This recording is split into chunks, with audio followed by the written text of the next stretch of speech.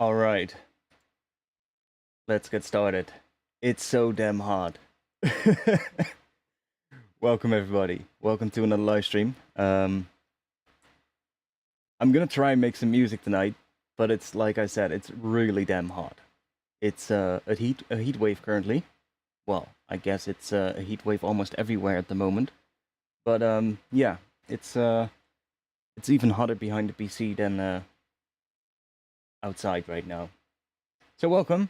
I hope you're doing good. I'm doing pretty good, I would say. So welcome.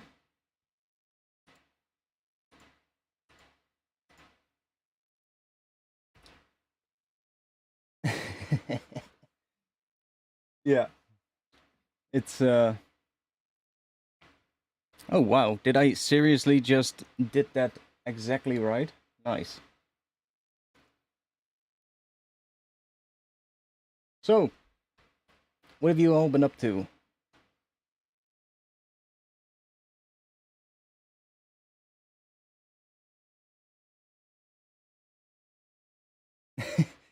We sold some we sold one like that on a work or on my work.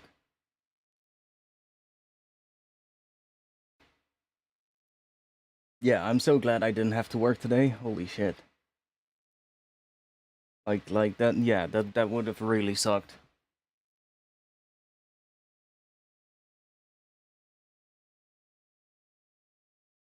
So I feel like today I want to just start doing some sound design. I already preloaded an Omnisphere. Uh, I've been smart for a change, so we can maybe just start with like some. We won't need Omnisphere for that much. We just need like a sound to start with. And by the way, if you hear some noise, that's my fan. Um, it's gonna be there, and it's turned on. So if that makes any sound in the mic, then well, whatever. It's not much I can do about it. So I think we're just gonna start with some kind of a patch and you know, just process it a little and see if we can make like a bit of a start, and then yeah, I wanna get making like a bit of a tune maybe. So work, work, work.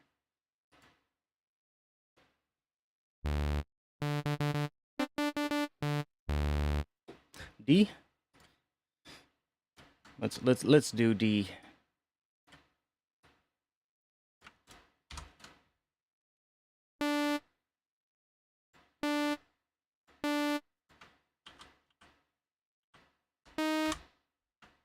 Sure.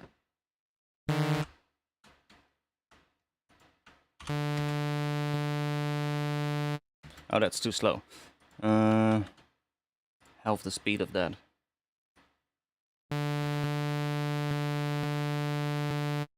Okay, let's find a sound. So, percussive could be cool. Wasn't there one that had that was like mallets and shit? That could also be cool. There's no mallets, but I thought there was. Apparently there's not. Bells and vibes. Electronic percussion, ethnic world. Oh, ethnic world is probably gonna have plenty of cool stuff. Let's just do that. And sure, what's that? Nah, that's not good enough. We need something that changes a little bit, so it's sort of like getting different things on every note. Let me just A to Z. Who's that? Coffee can kalimba. That might be cool.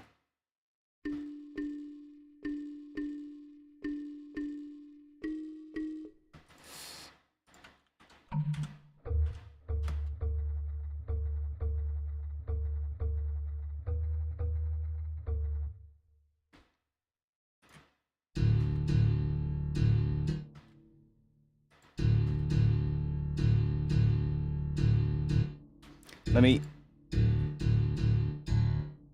Ah, yeah, see? So we get something like that. That might be cool.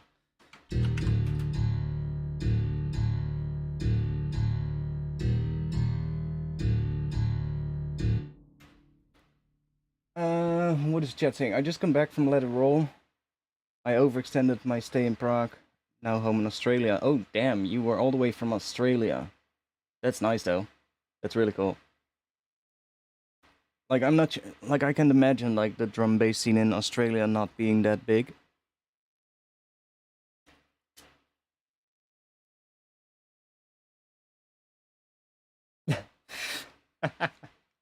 Yeah, that's good.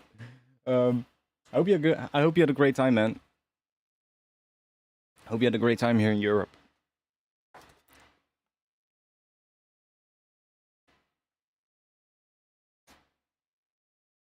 Only in Perth? Oh, so there is there is like some kind of a scene, but not everywhere. And if you're not in Perth, well, yeah, that's gonna suck then. Yeah, Halogenic's been making waves lately. He also the tunes that he's been putting out, I absolutely love them. Like some of the more like the slightly more like liquidish. It's not really liquid because it's too. It feels too heavy for me for liquid. Like it has the neuro and the like modern drum and bass kind of productions kind of quality, but then he sprinkles in these jazzy liquid things, and it's perfect. It's so good. Like I love it. Euro and neuro. No, but it's like so good. It's like I love it. It's really nice stuff. Like it's not really my expertise, I guess. But it's such cool music, and I would love to be able to make stuff like that, honestly. But it's not really what I normally do. Yo, Greedo, welcome.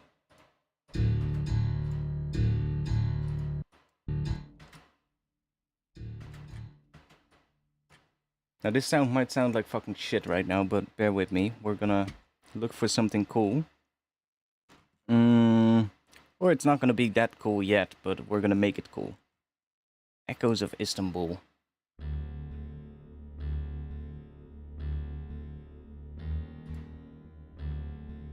Sure.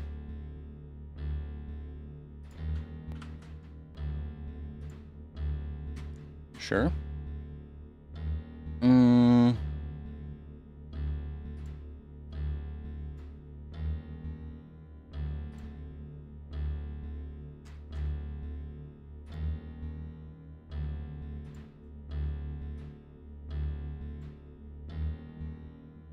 Oh, want to put it on here, of course.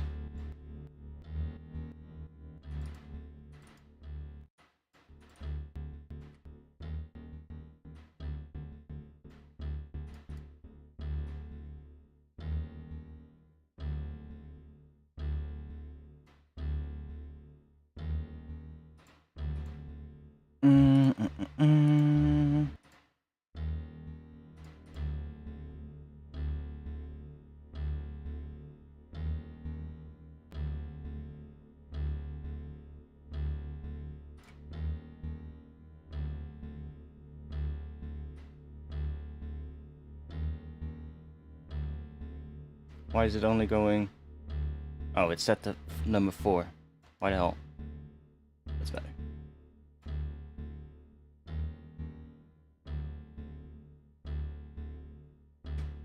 Let's set number 2 to the filter.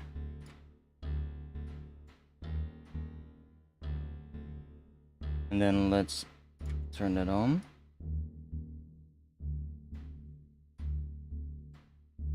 And I...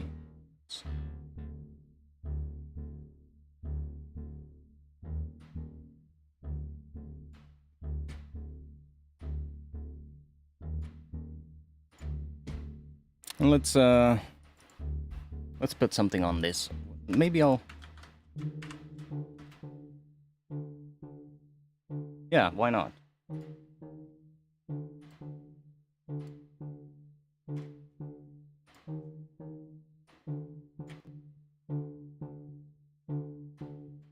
Start messing with it.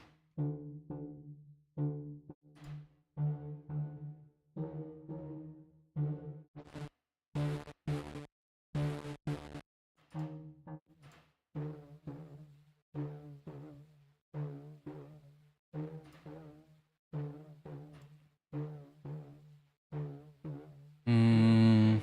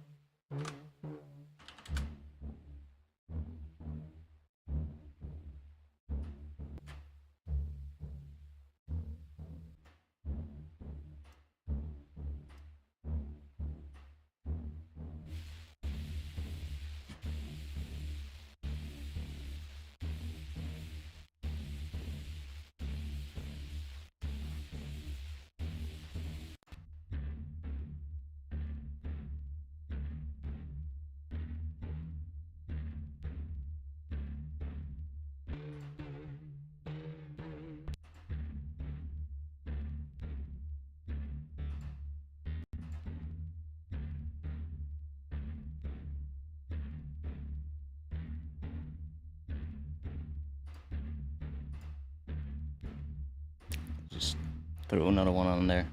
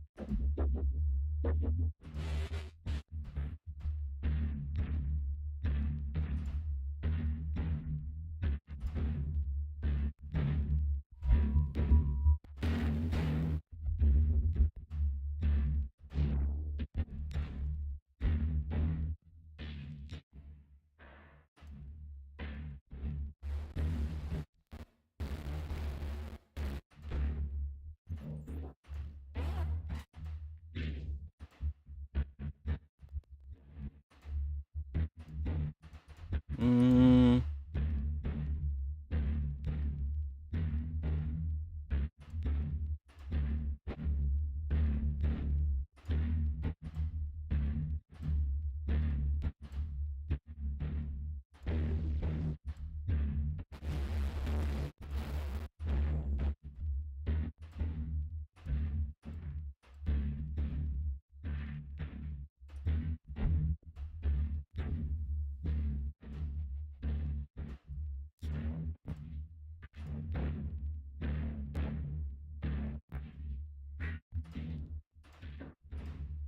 Okay.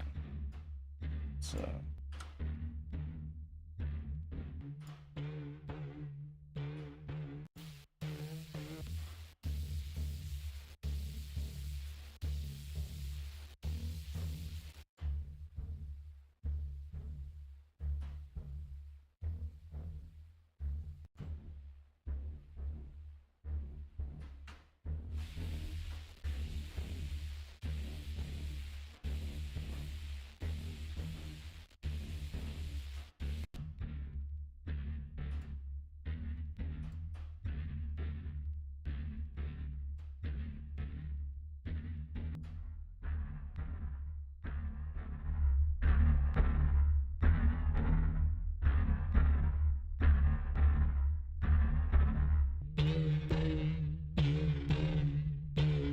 It's such a weird sound.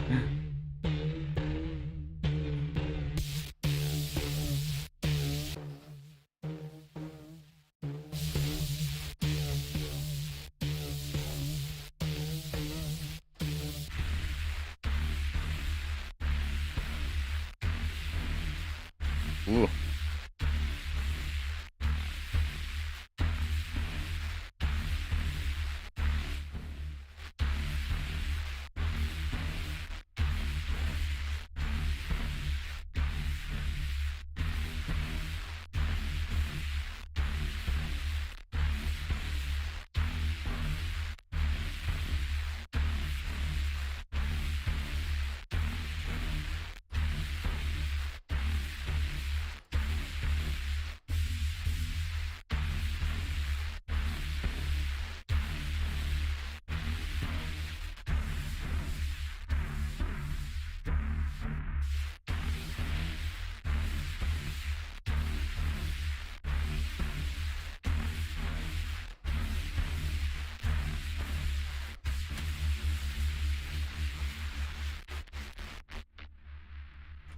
Okay.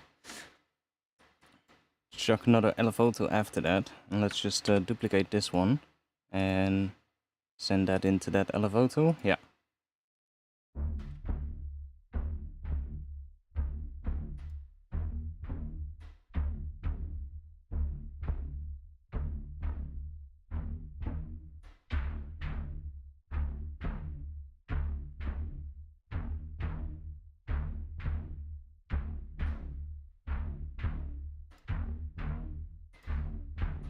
Kinda like that sound.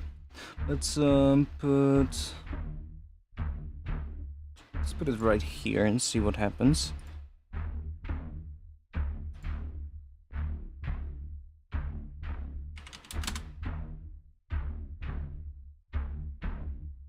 Okay, see?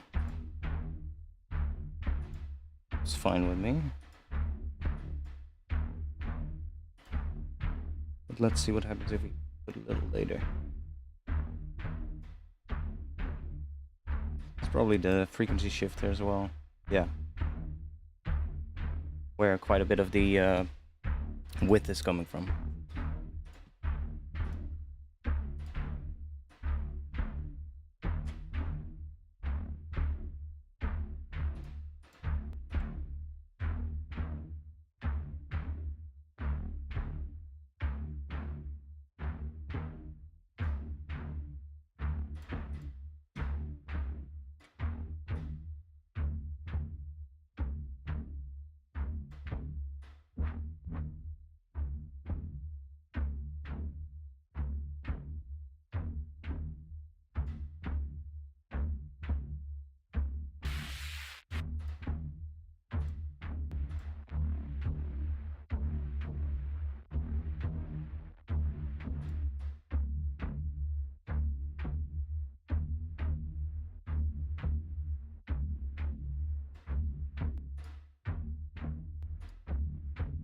That's kind of nice. You can barely hear Ableton. This sound might be a little quiet right now. Like I brought it down a bit. I can raise Ableton a little. You just have to let me know when Ableton is too loud. And then I'll bring it back down again, because it's about to get louder when we start doing some drums. I also have Sonarworks on right now. I went back to the way how I did it before, so now you guys will hear Sonarworks. So you will hear the calibrated version for these headphones, at least just for now. But the issue was with the other way it works, but it does add latency, and it also at some point, when I rebooted my computer, I had issues with crackling audio, and I couldn't fix it, other than reverting back to my old settings. So we're back at what we are. So that's that.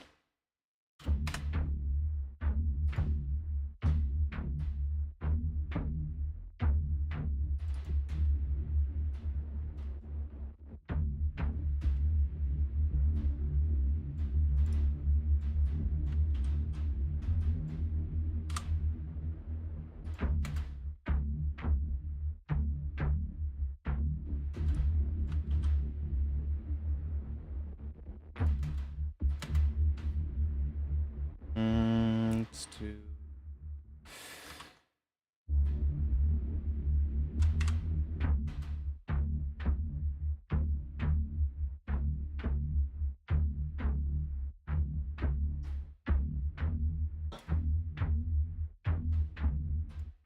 It sounds really weird right now, but that's fine. So this is D and D sharp, right? Would think like, D Phrygian is probably what we're in, but let's open up. I'll just open up Keyscape.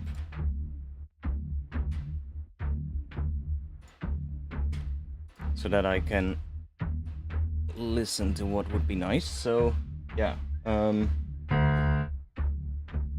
see, that's now probably really loud. Let me do that. And so we add a little reverb to it, just to make it a bit nicer sounding. Oh,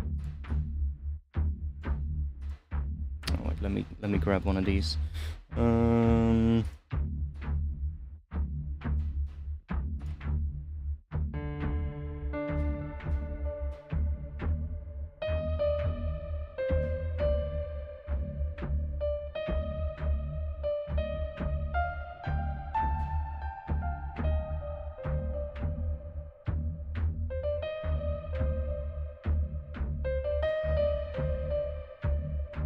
So, could also be in C minor, but I think if we're gonna think about G, so D and D sharp are also in G minor, right? So we could just as well play G minor on top of it. Let's see what that would do.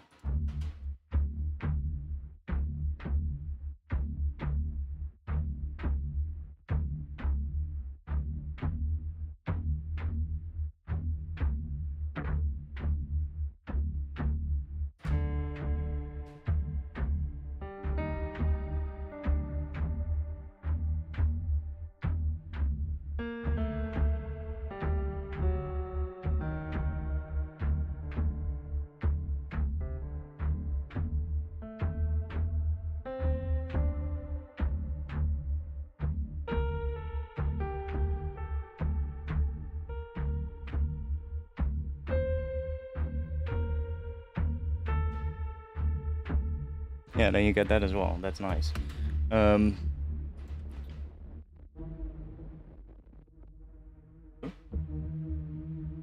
Ooh, that's cool.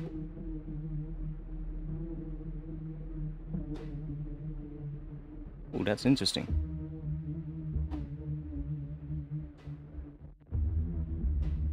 It's just the same thing higher up. Ooh. Yeah.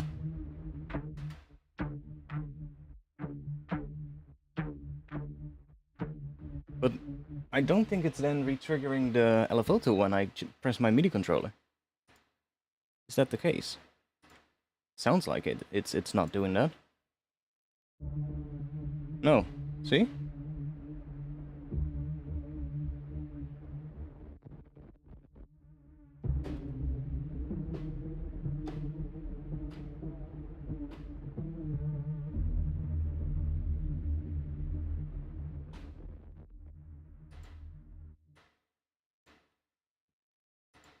So it's also not re-triggering that one. Doesn't look like it. That's weird.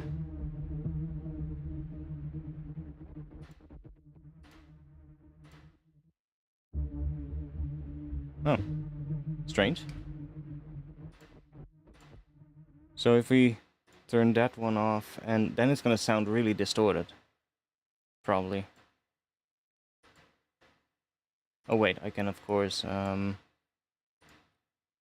down these ranges, or I guess change this one to one that is completely flat.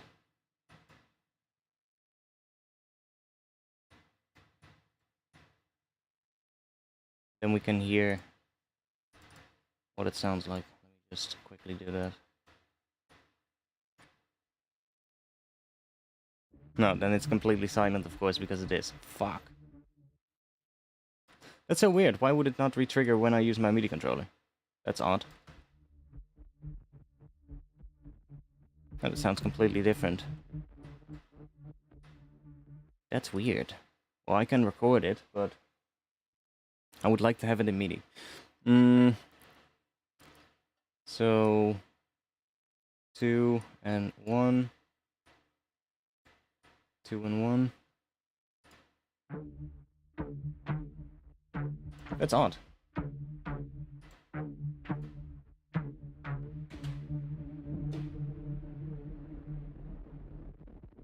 Well, I am going to record it because I want to have that sound. Let's grab number 6. Let's just oh.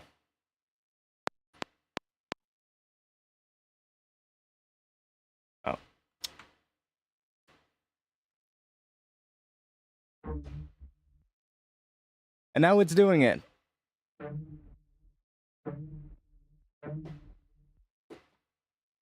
So when it's playing, it's doing that, but when it's not playing, it's not doing. How am I gonna record it then? Then I can't record it. That's annoying.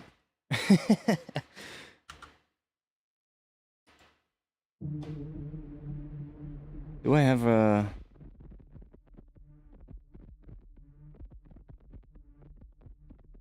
Do I have a way of recording that? Ah, god damn it, if the audio was running through Voicemeeter now, I could record it in Voicemeeter, but it's not running through Voicemeeter. So we cannot do that. I don't think I have Edison installed. No, I don't.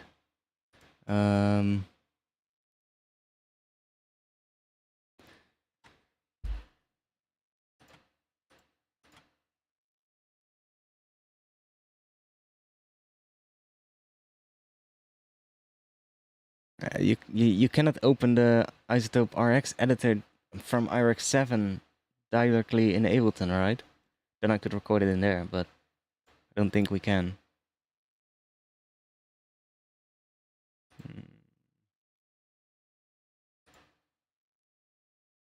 No, it's not one of the options. It's annoying. Because that's just such a cool sound. Like how it breaks down as well.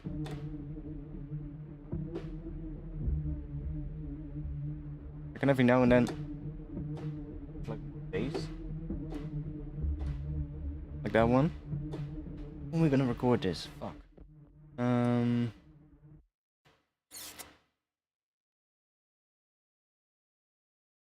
moment. One moment.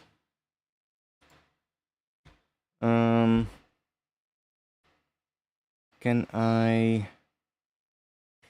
Let me check something real quick. File, new... Yeah, that's fine. For fuck's sake. Record Wasp. That's the title. Yeah, I just want to have the sound. Come on. Input. Can I really only select my microphone input?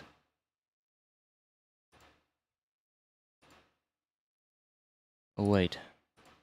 Okay, then I'm gonna have to be quiet. Because my microphone is also recorded in that, I think. Oh no, wait. Yes, this is gonna work. I hope the stream is not gonna cut out when I do this. The audio of Ableton. Because I'm now sort of like telling... It shouldn't, because I'm using the right driver. But I'm telling a different program to listen to the driver of... That is... Well, also in my streaming software. So let's see if I can record it that way. Yes. Okay. So I want to have an input. Stereo. From there. Okay. I never use this piece of software, so let me check real quick. Is this the arm enable thing? It looks like it. So if I now play here, and if I talk, nothing is recorded. Okay, good. And then if I do this, it fucking works. It's working.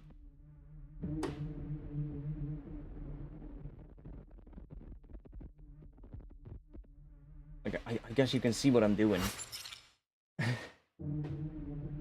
We're in Adobe Audition right now.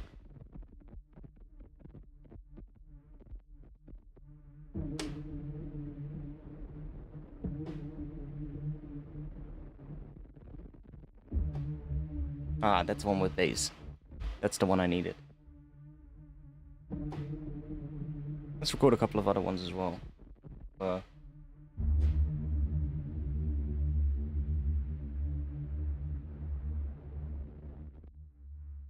Okay, one moment, because we're gonna get a donation message.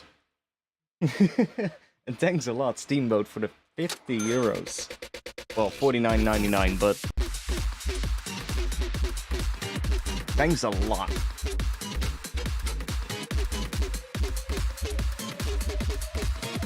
Big boy donation. 親指を上げた手。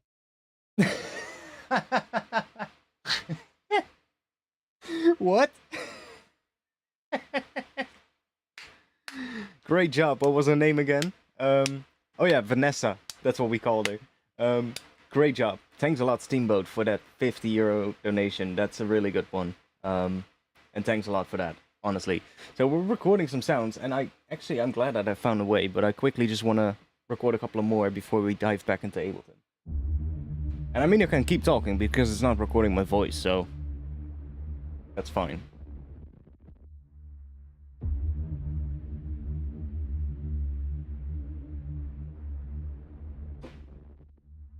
See if something happens if I use the mod wheel. Doesn't sound like it, but...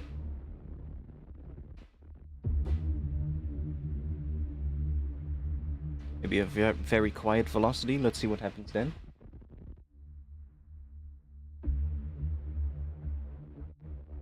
Oh, that's kind of cool too.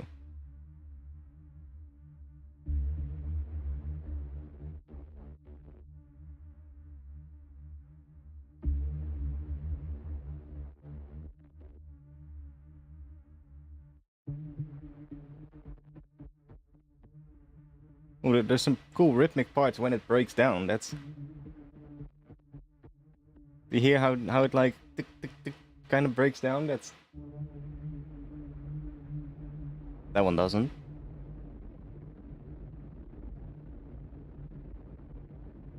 Okay. That one for some reason just keeps going.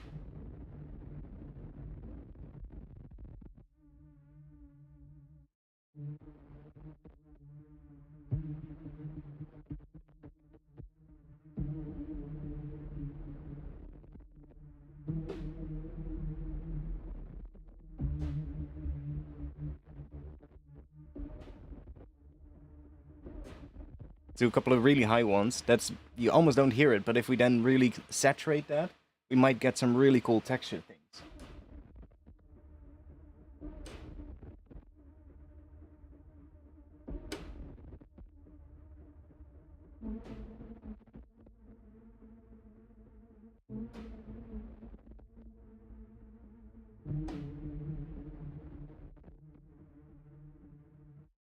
I guess that should be good. Oh, good timing.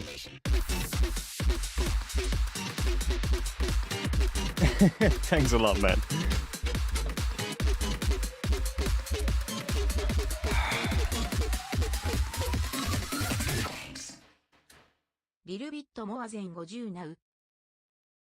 Thanks a lot, man. Thanks a lot. You're definitely the top donor right now. So how do I export this? Let's see. File, export, not possible. Okay. Maybe I need to do that first. I want to export this. File, export, multi-track mix. Now, why is it multiple tracks, by the way? Let me just... can I just copy this into... wait, maybe I can right-click. Right-click... export mixdown in selected clips. There we go. Record wasp. Yeah, that's fine. Let's go into the audio. One samples.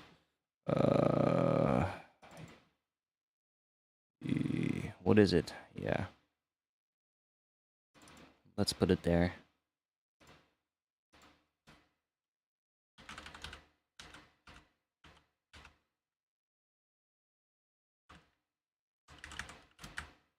Yeah.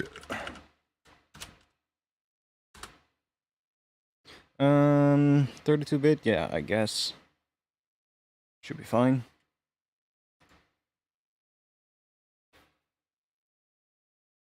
Let's see if Medic will top it. Medic hasn't really been around a lot recently. He's been, I'm not sure what he's been doing. I haven't seen him in the Discord either, so not sure.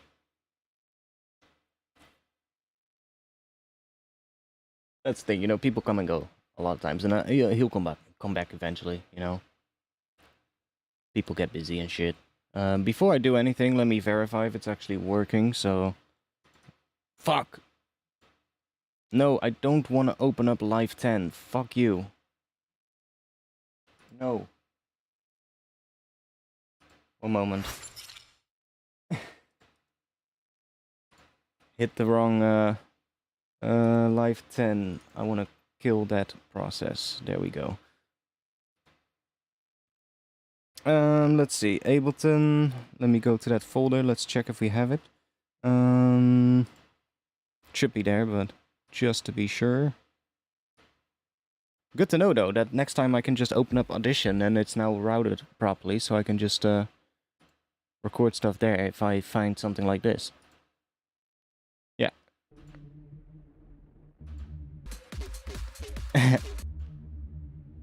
Nice. Nice. So, let me close Audition. Yeah, that's fine. Okay.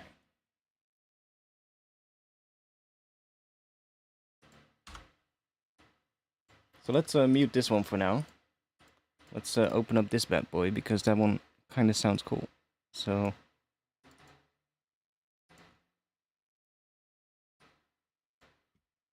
let's remove this part here.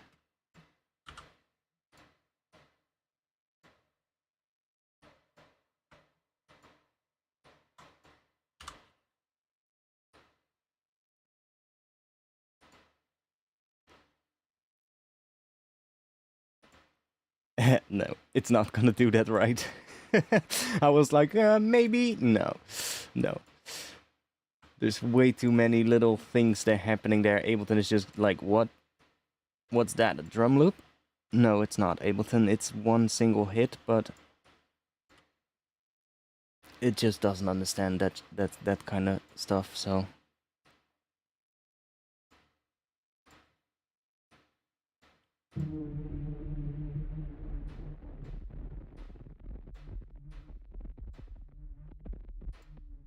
let's see, let's go up with 12 dB.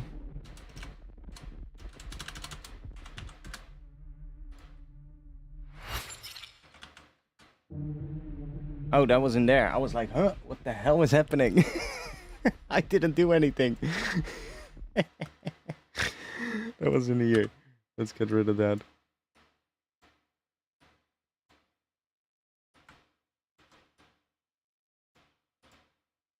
So there were a bunch of cool ones here. I want to see how those sound.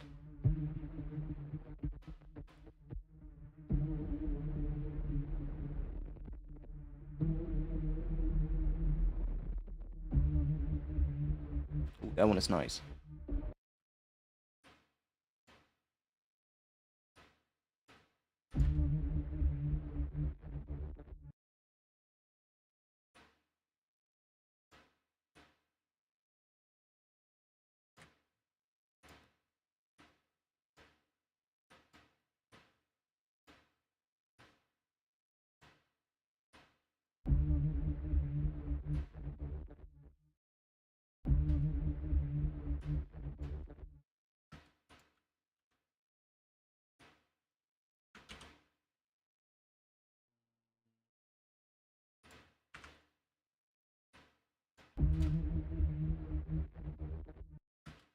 It's gonna be different in timing, of course, when we do that, so we could try warping it, see what happens. It's only a single semitone, so it should be pretty good if we do it on complex.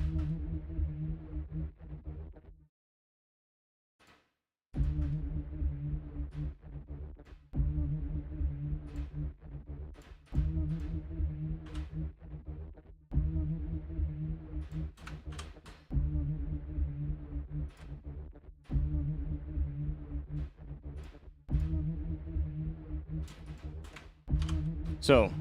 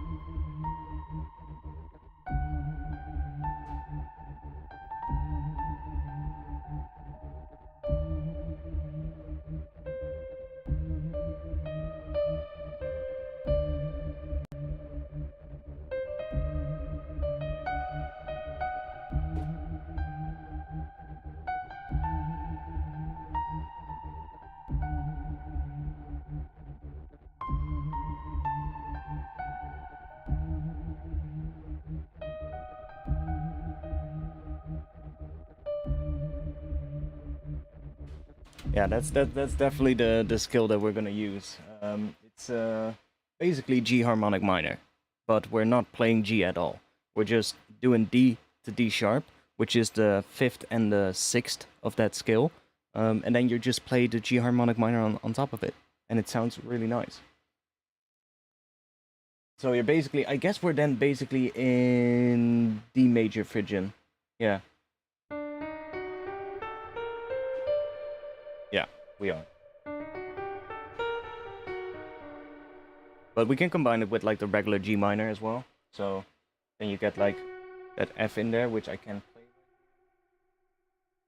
Oh, I should. So then we get that as well.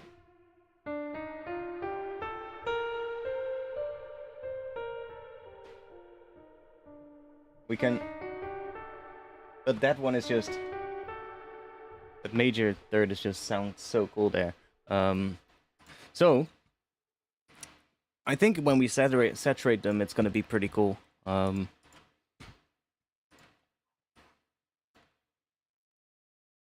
Like if we just add an Ableton saturator, let's see. Let's try on soft sign.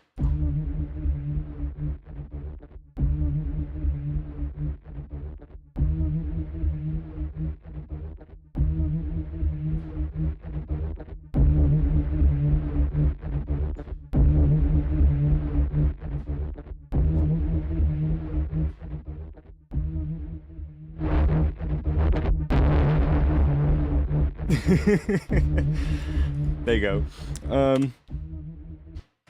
I just wanna like start building an intro around it a little, and like build a little start.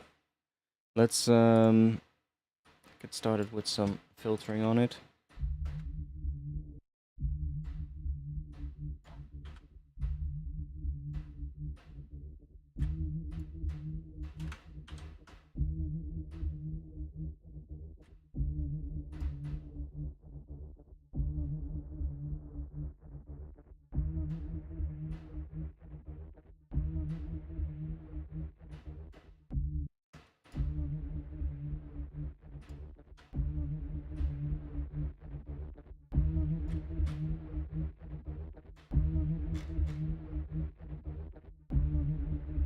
Let's do...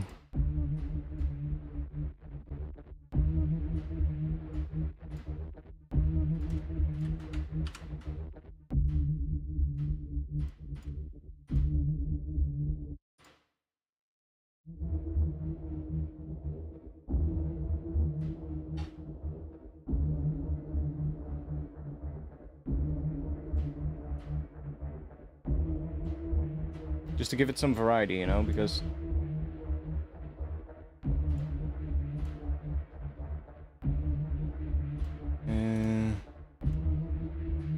let's try. It's probably gonna be too much, but...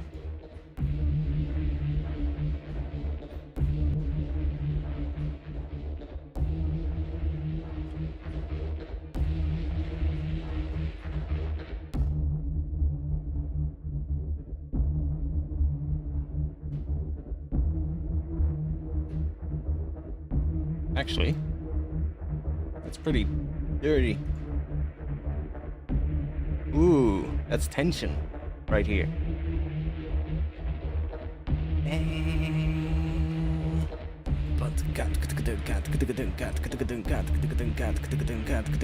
We need some drums. Quick, some kind of a break or something. That would probably work to get us started.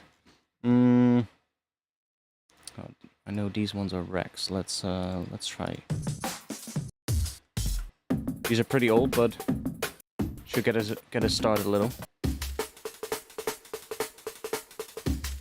Not the right vibe, but that would definitely go off.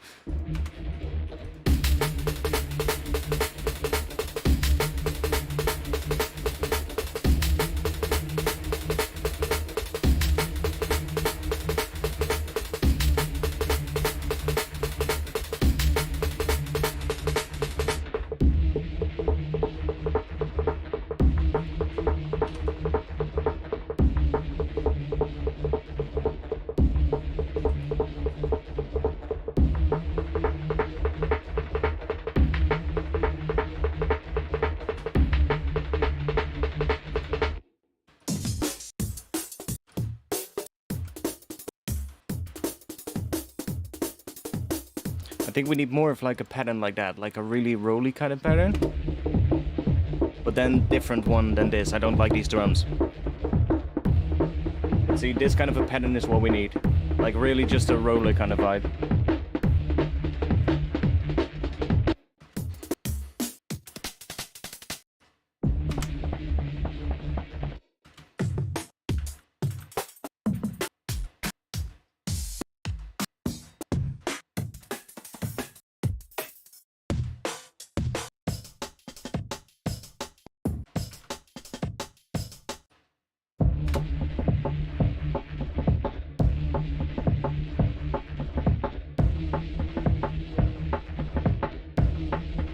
There's also a click happening right here at the start of that. Let me do that. And then hopefully that is fixed. Let me just... fuck. Let's do that, and then let's copy that. Warp, Complex Pro, up one semitone.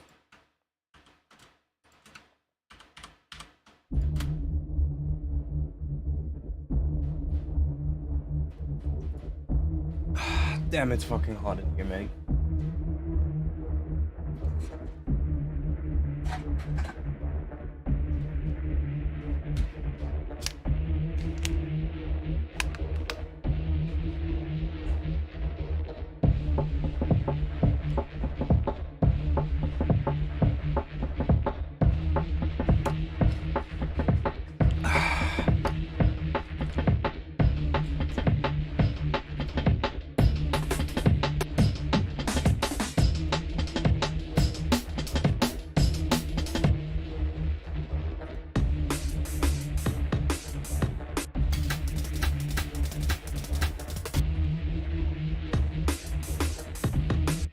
That one is kind of cool, actually. This pattern.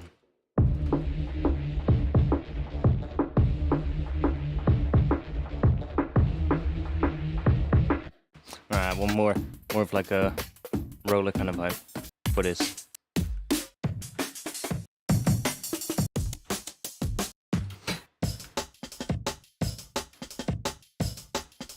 Like that is close.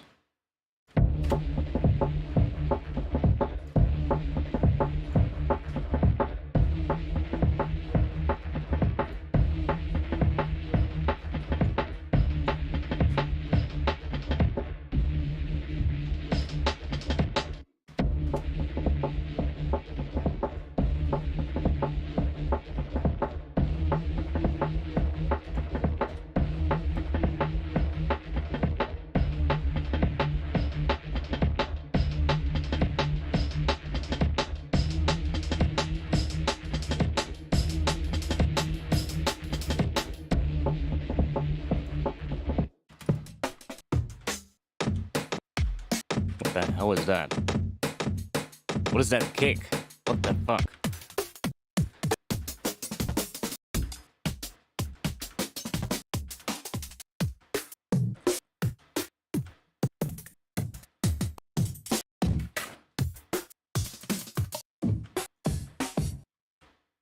Let's see what else we have.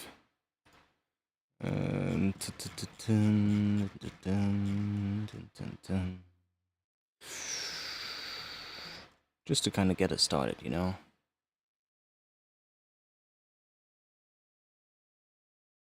Oh, we got these as well.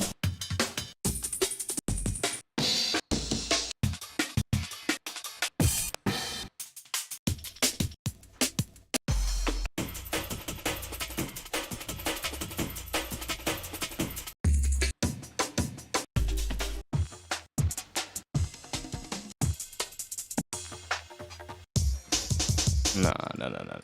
Don't like that. We have some weird ones. Oh, maybe one of these could work, just to get us started. Let's see right here.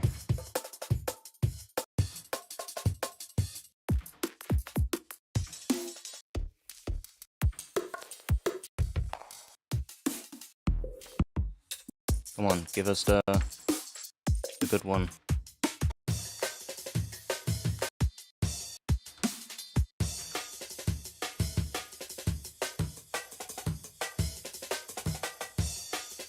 does have a lot of good sort of like shuffle bits, so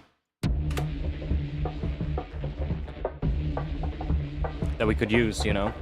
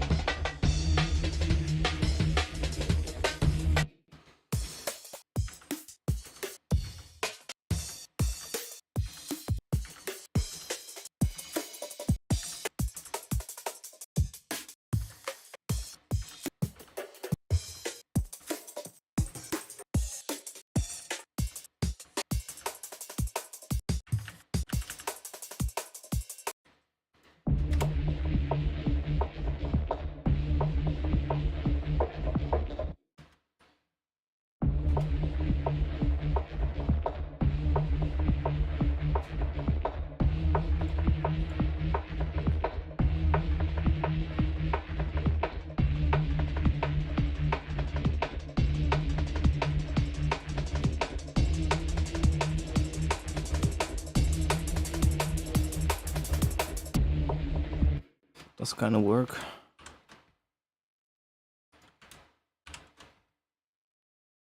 I'm gonna do all of them. Let's do that one and this one, and let's try that one as well, and then go to beats mode.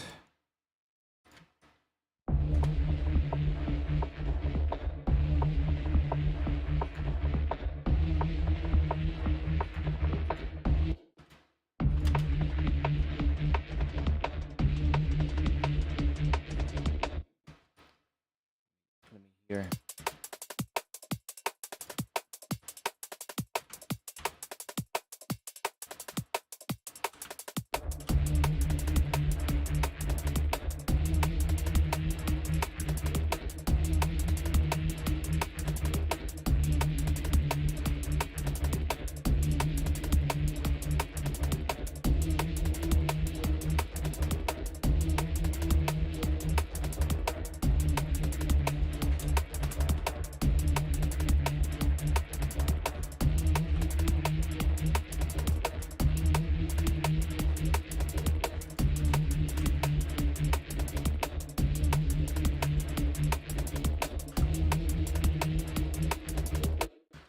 Don't like it.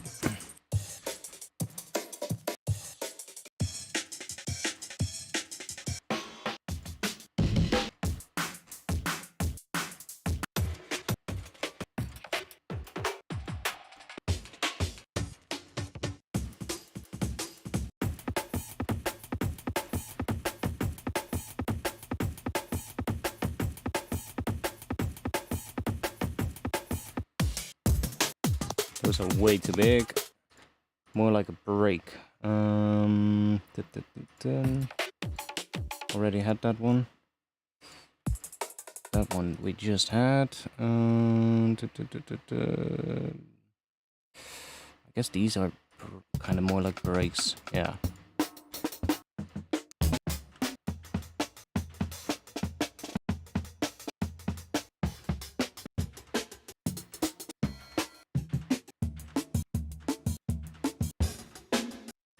What else do we have here? Maybe I've got some ones here. Loops, breaks. That's way too big.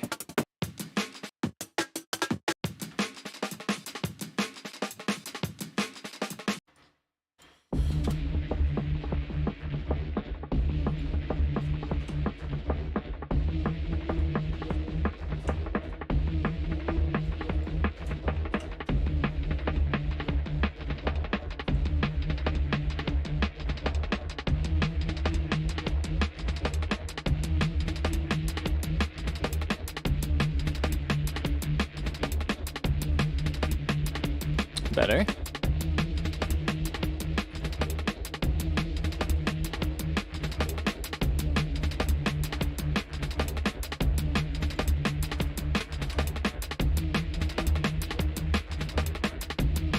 Actually quite like it without that one. So like we get, and then here we do have that one. It's kind of a cool pattern. Okay, let's start with that, I guess.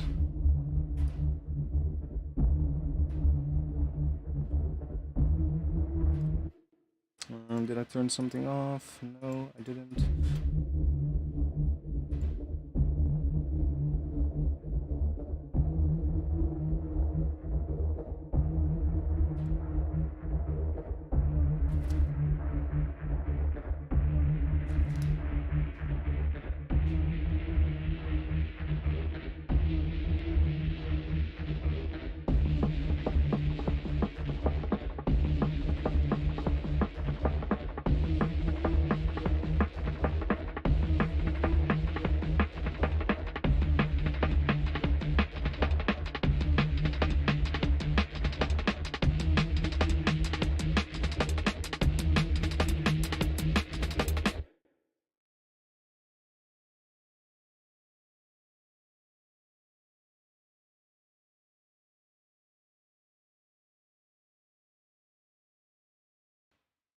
Oh, sorry, the mic was muted.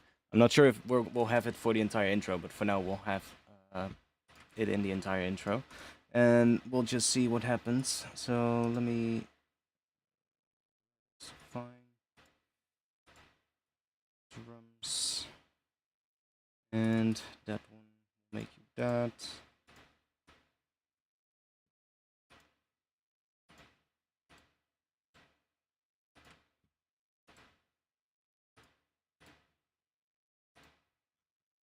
I want to add a little extra sort of like kick to it in the second half here.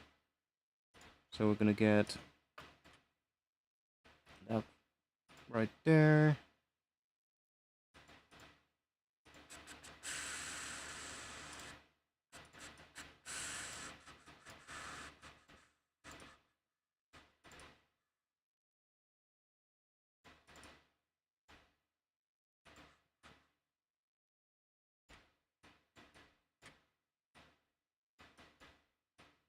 Go on there.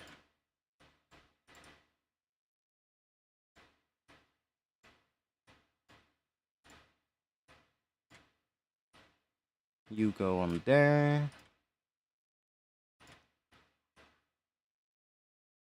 Something like that-ish. Let's put in, I think just one on the first beat, honestly.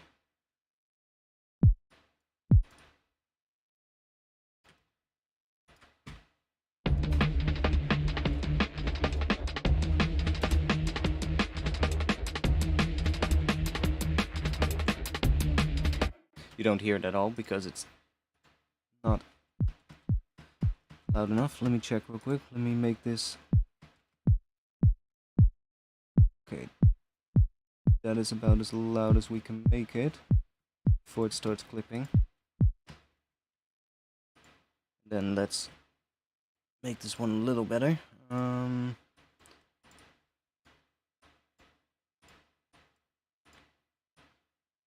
Check you on there.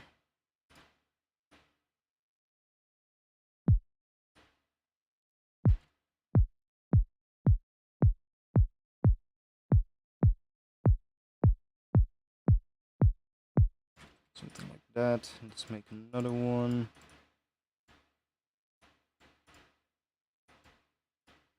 And let's do that on a bit of noise. Let's take the white noise. Let's put that on here.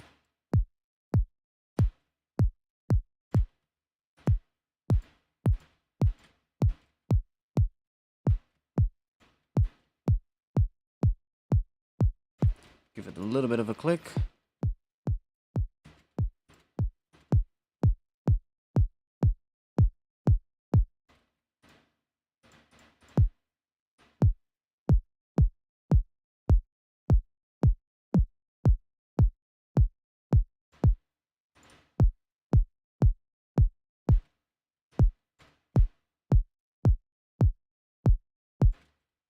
Should be good enough for now. And then let me group this as well, so that I can, oh wait, I can set up a sidechain here as well. Let me set up, which one is it? Track 7. That one should be working now.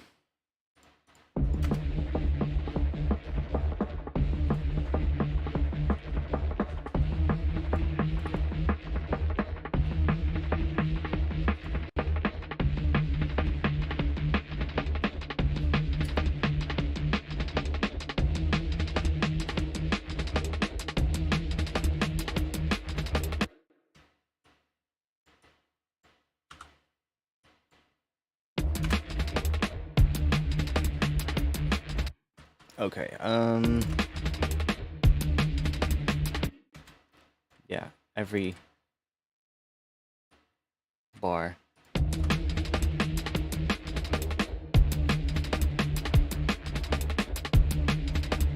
So like just start building the tension there with that.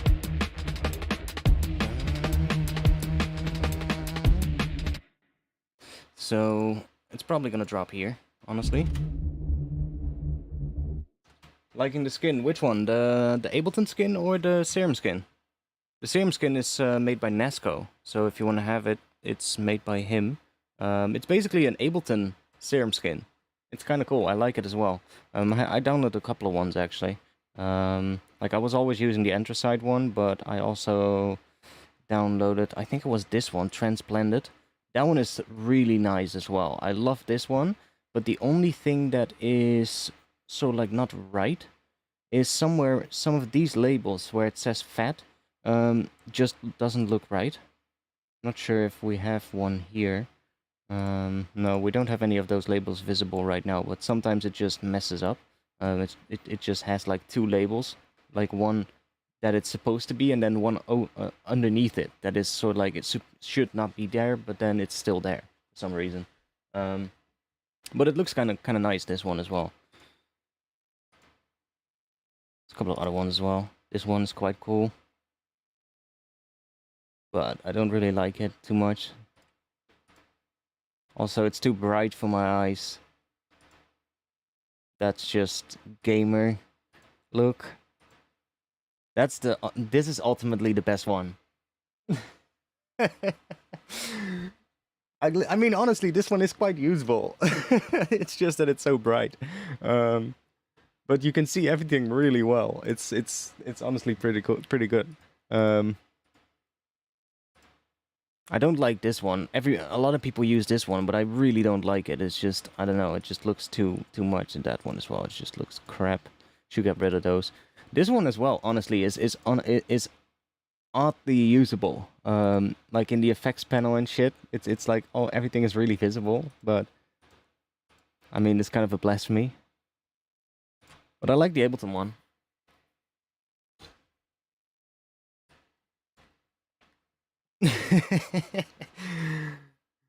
But I mean, this one is just, yeah, the person that made this one, absolute hero. So good. But like, I wouldn't use it for longer periods of time. This is a little bit more pleasing on my eyes, you know.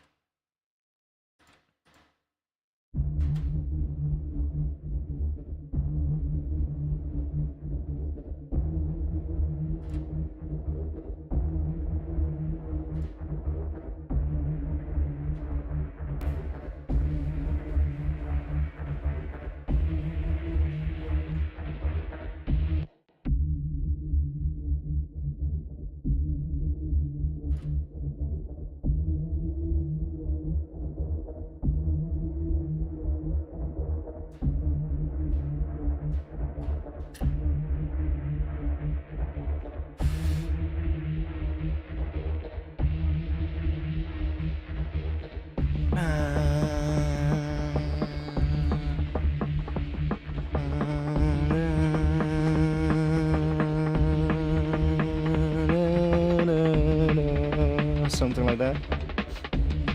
That's just D sharp, D. That's basically what we're gonna do. A lot of D's and D sharps is what we're gonna have. By the way, I'm in a good mood today. I don't know what it is, but well, I know what it is, but I don't want to say too much about it. Don't want to spoil anything, if you get what I mean. Let's see. Well, I mean, I guess I can talk about it a little bit, but Maybe. Anyways, I'm in a good mood because of it. Let's just say that. What are we gonna use for that?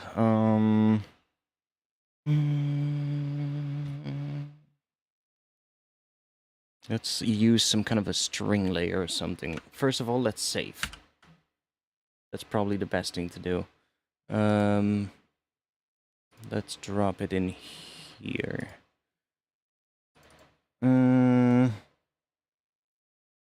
Yeah, fuck it. I'll call it ID2.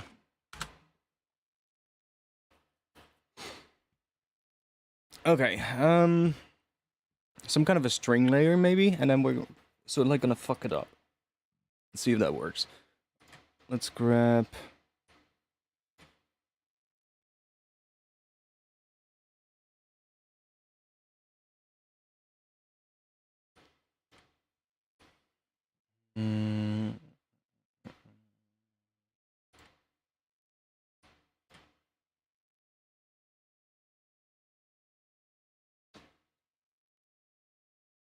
You just raised your hand like it was gonna drop hard? Oh, you mean the thing that the track? Yeah, we don't have a drop yet. Don't worry. But we don't have something yet. We're building the mood right now, so that we kind of know where we're going, or at least have a little bit of a direction, which is probably gonna change quite a bit over time. But you know, we need something to start. Oh, that's not what I thought I was gonna play. That's the kick drum.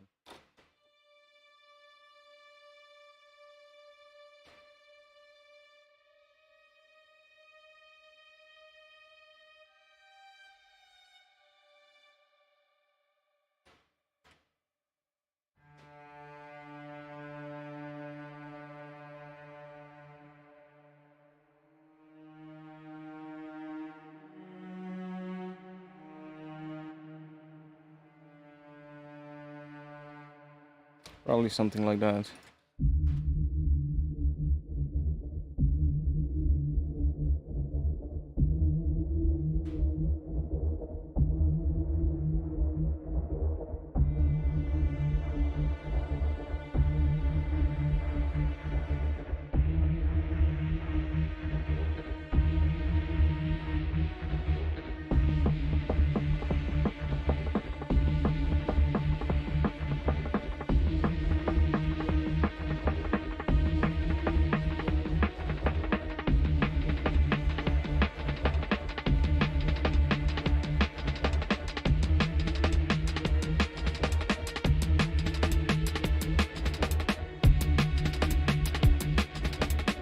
Woo! Oh yes. That's nice. That's an F sharp to G.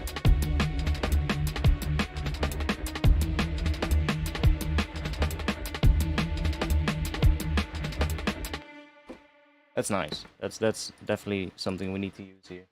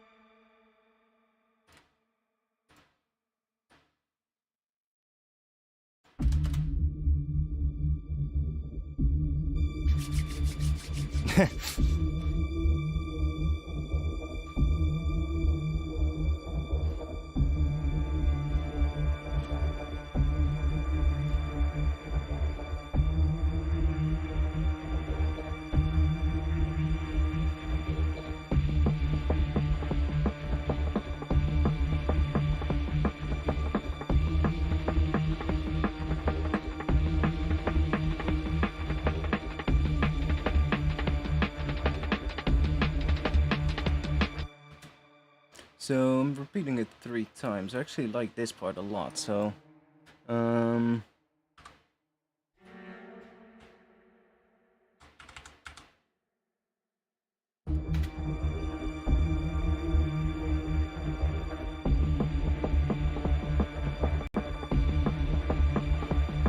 yeah, I do have a feeling we need a hard drop for this.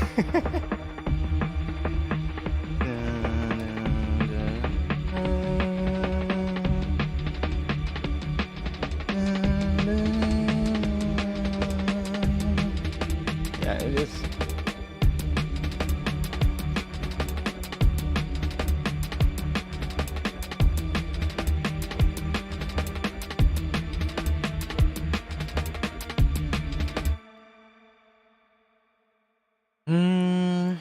Let's try.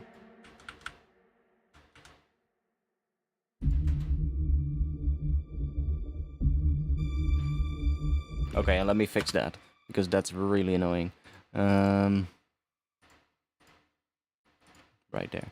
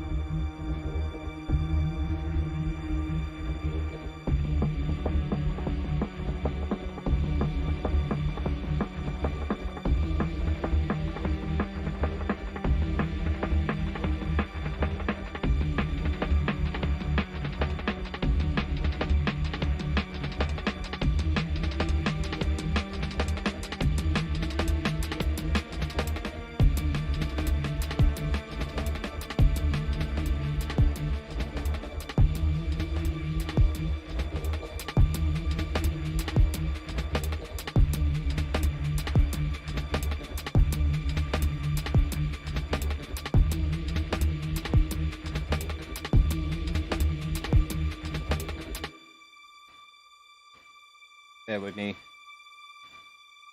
Output to the break, LFO tool.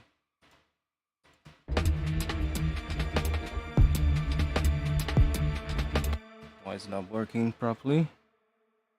To the LFO tool, yeah, that's right.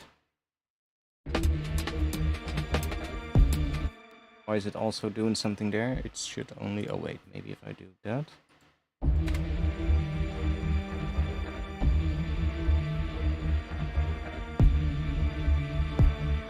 No, why is it free running if it's oh wait, I need to click it again. Oh wait, I know what I can do. That, and then that. Oh? Aren't you supposed to make sound unless this one is coming in? Like, I mean, that works, but...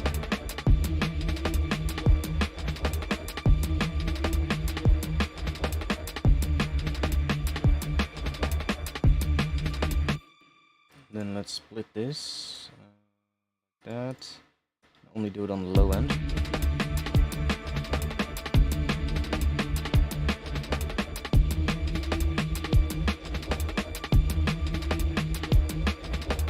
Oh, actually, it doesn't really need it at the moment. I think it's not really sounding that much better with it. So let's just get rid of it. Like it kind of layers all right. So for now, at least.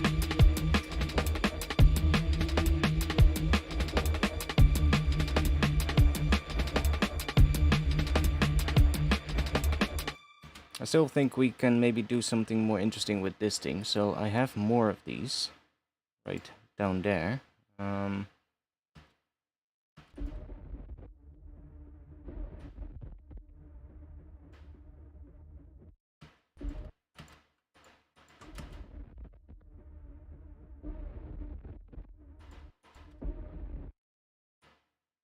Just take one of here.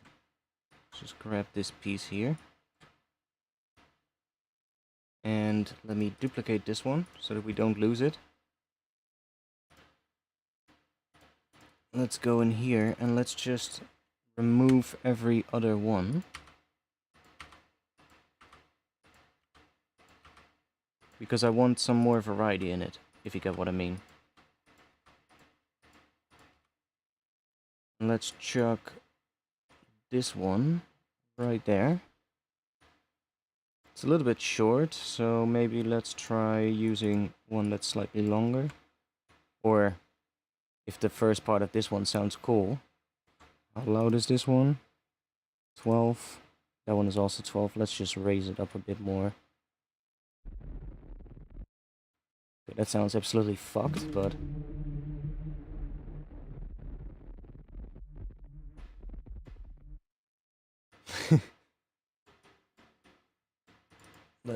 I think we need to go back into right there.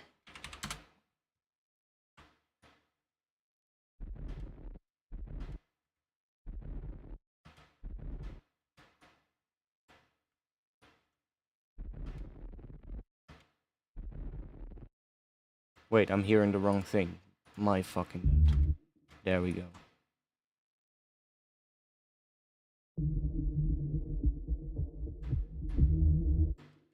See, that's pretty cool.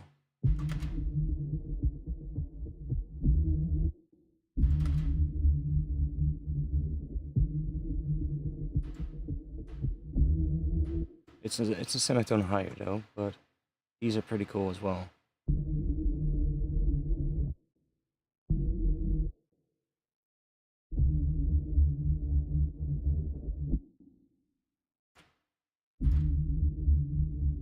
Oh wait, that's the same one. Yeah. That's the same one. Let's go... Now I want to hear what these sound like, because we couldn't hear them just now. Yeah, see, it sounds completely different.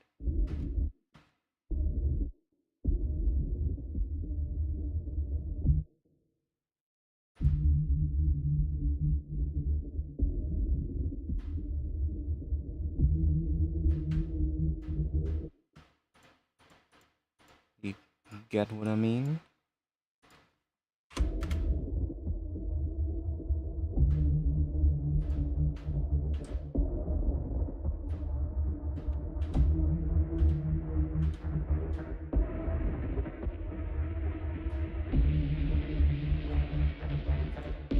It's weird as fuck, but let's see.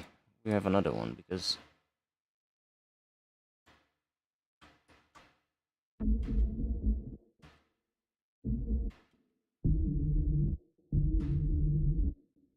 see if we have another one that's the same pitch, but then you know, just slightly different.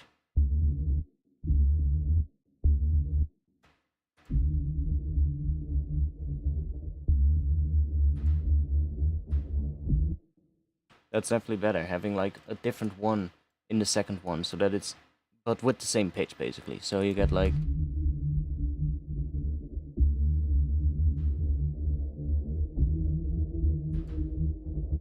And then maybe even a different one again here.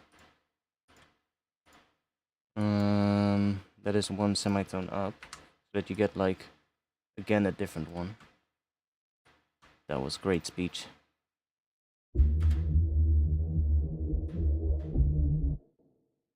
Let's see which one. I'm gonna move them down towards the end so that we can hear them better.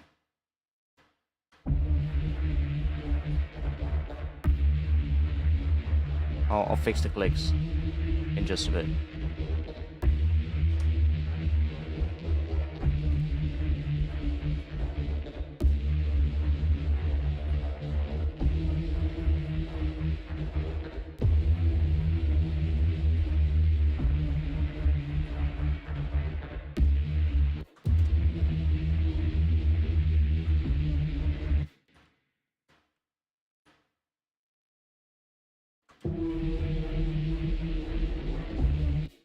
Oh, that's a weird one.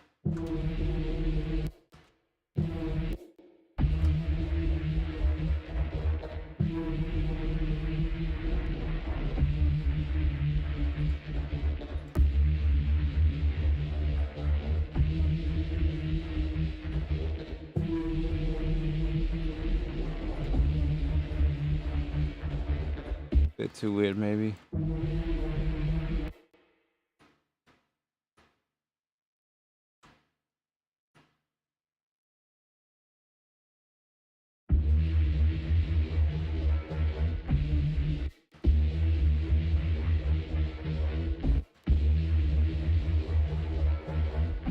That one has a weird thing at the end, so maybe that one will be cool actually.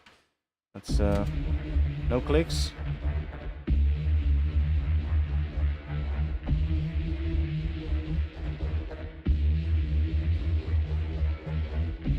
No clicks. Okay, good.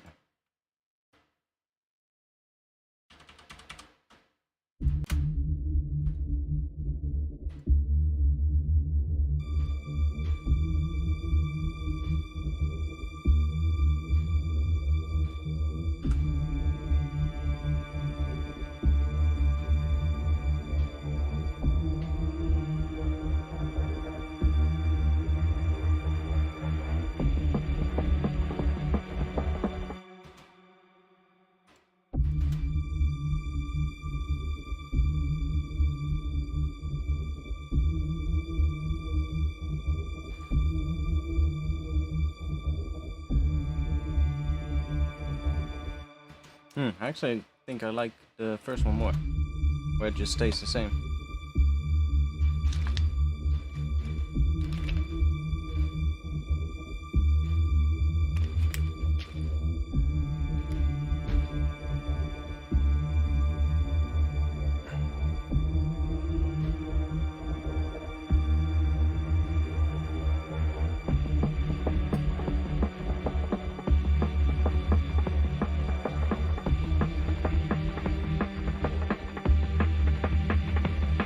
I'll leave them both for now. I mean, it doesn't really matter. We can swap between the two.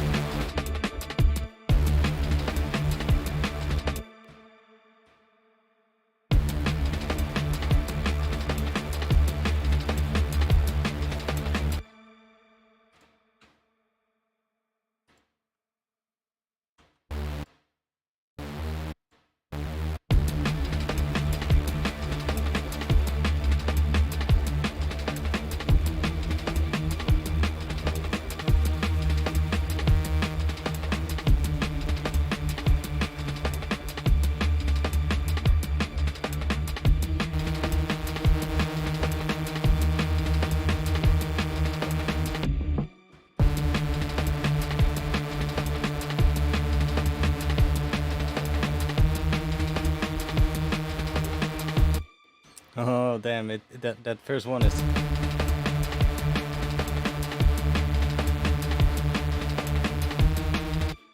And this one needs to be down a little bit so it has the same rhythm.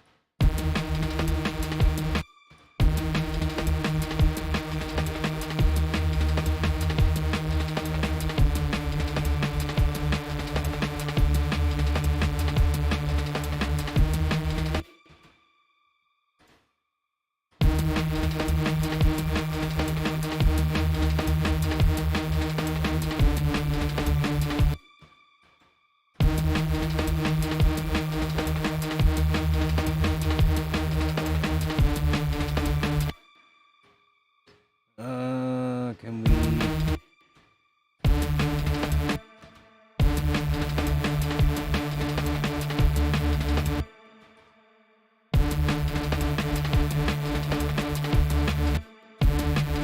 I mean, we can do it with an LFO and then it's not doing that. That might be better.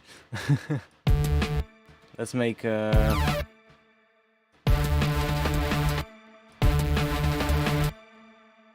Let's give it quite a bit of voices. Let's bring this down a bit.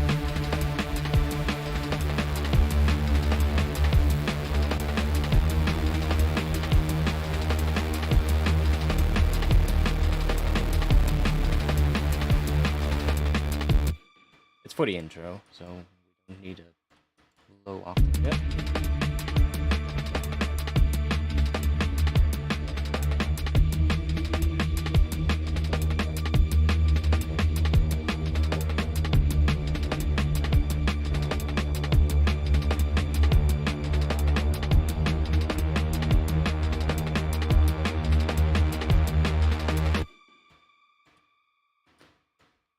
Should probably start thinking about what kind of a drop we're gonna do. Get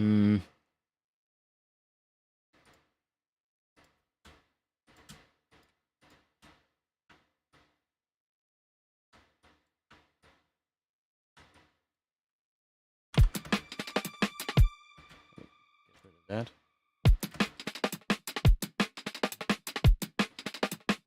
Like, drums obviously need to be a lot improved. It's just a break and a kick right now, but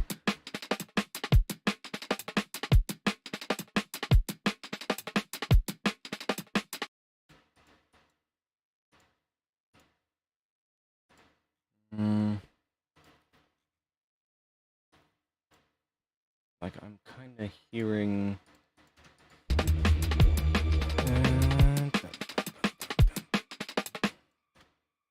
Let's see, yeah, I guess kind of like here, and then...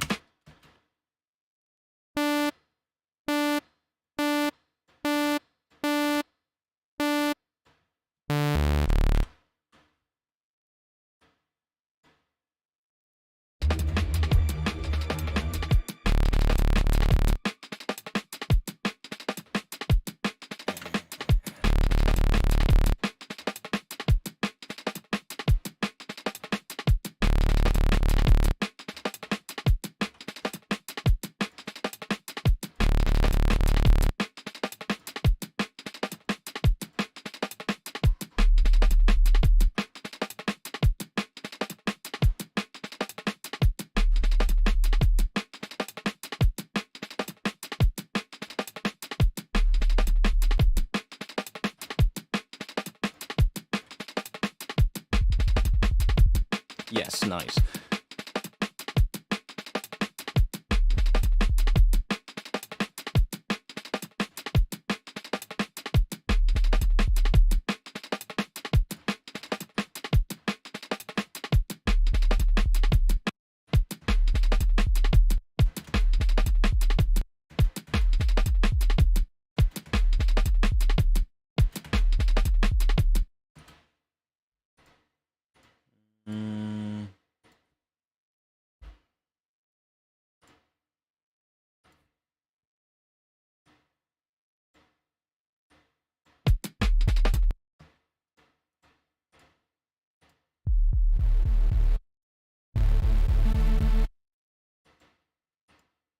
Let's see what happens if we use this one for a little...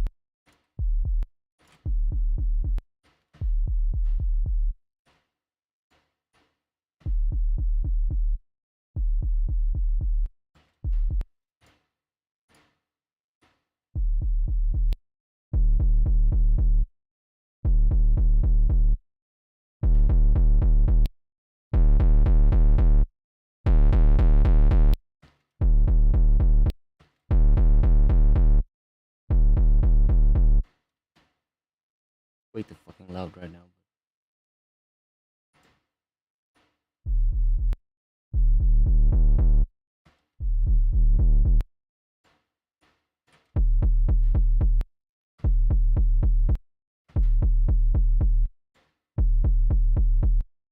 something like that is gonna be nice, but I want to have some noise with it first then, I guess.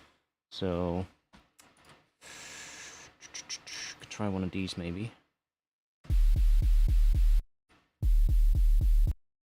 These don't really have that much high end because I made them myself, so I know like they don't have that much high end, so I don't necessarily need a high pass filter here.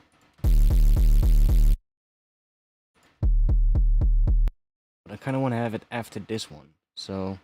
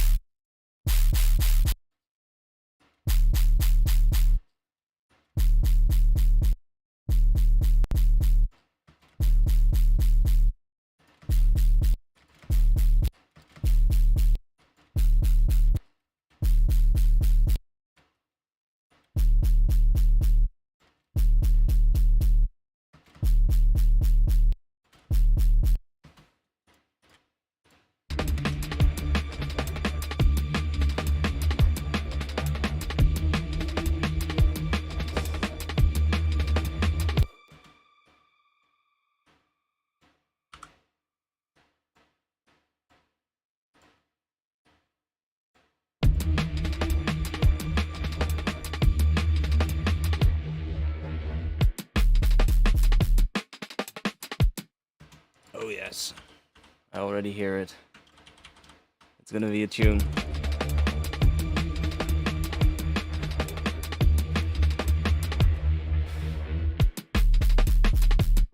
Woo! Oh, wow.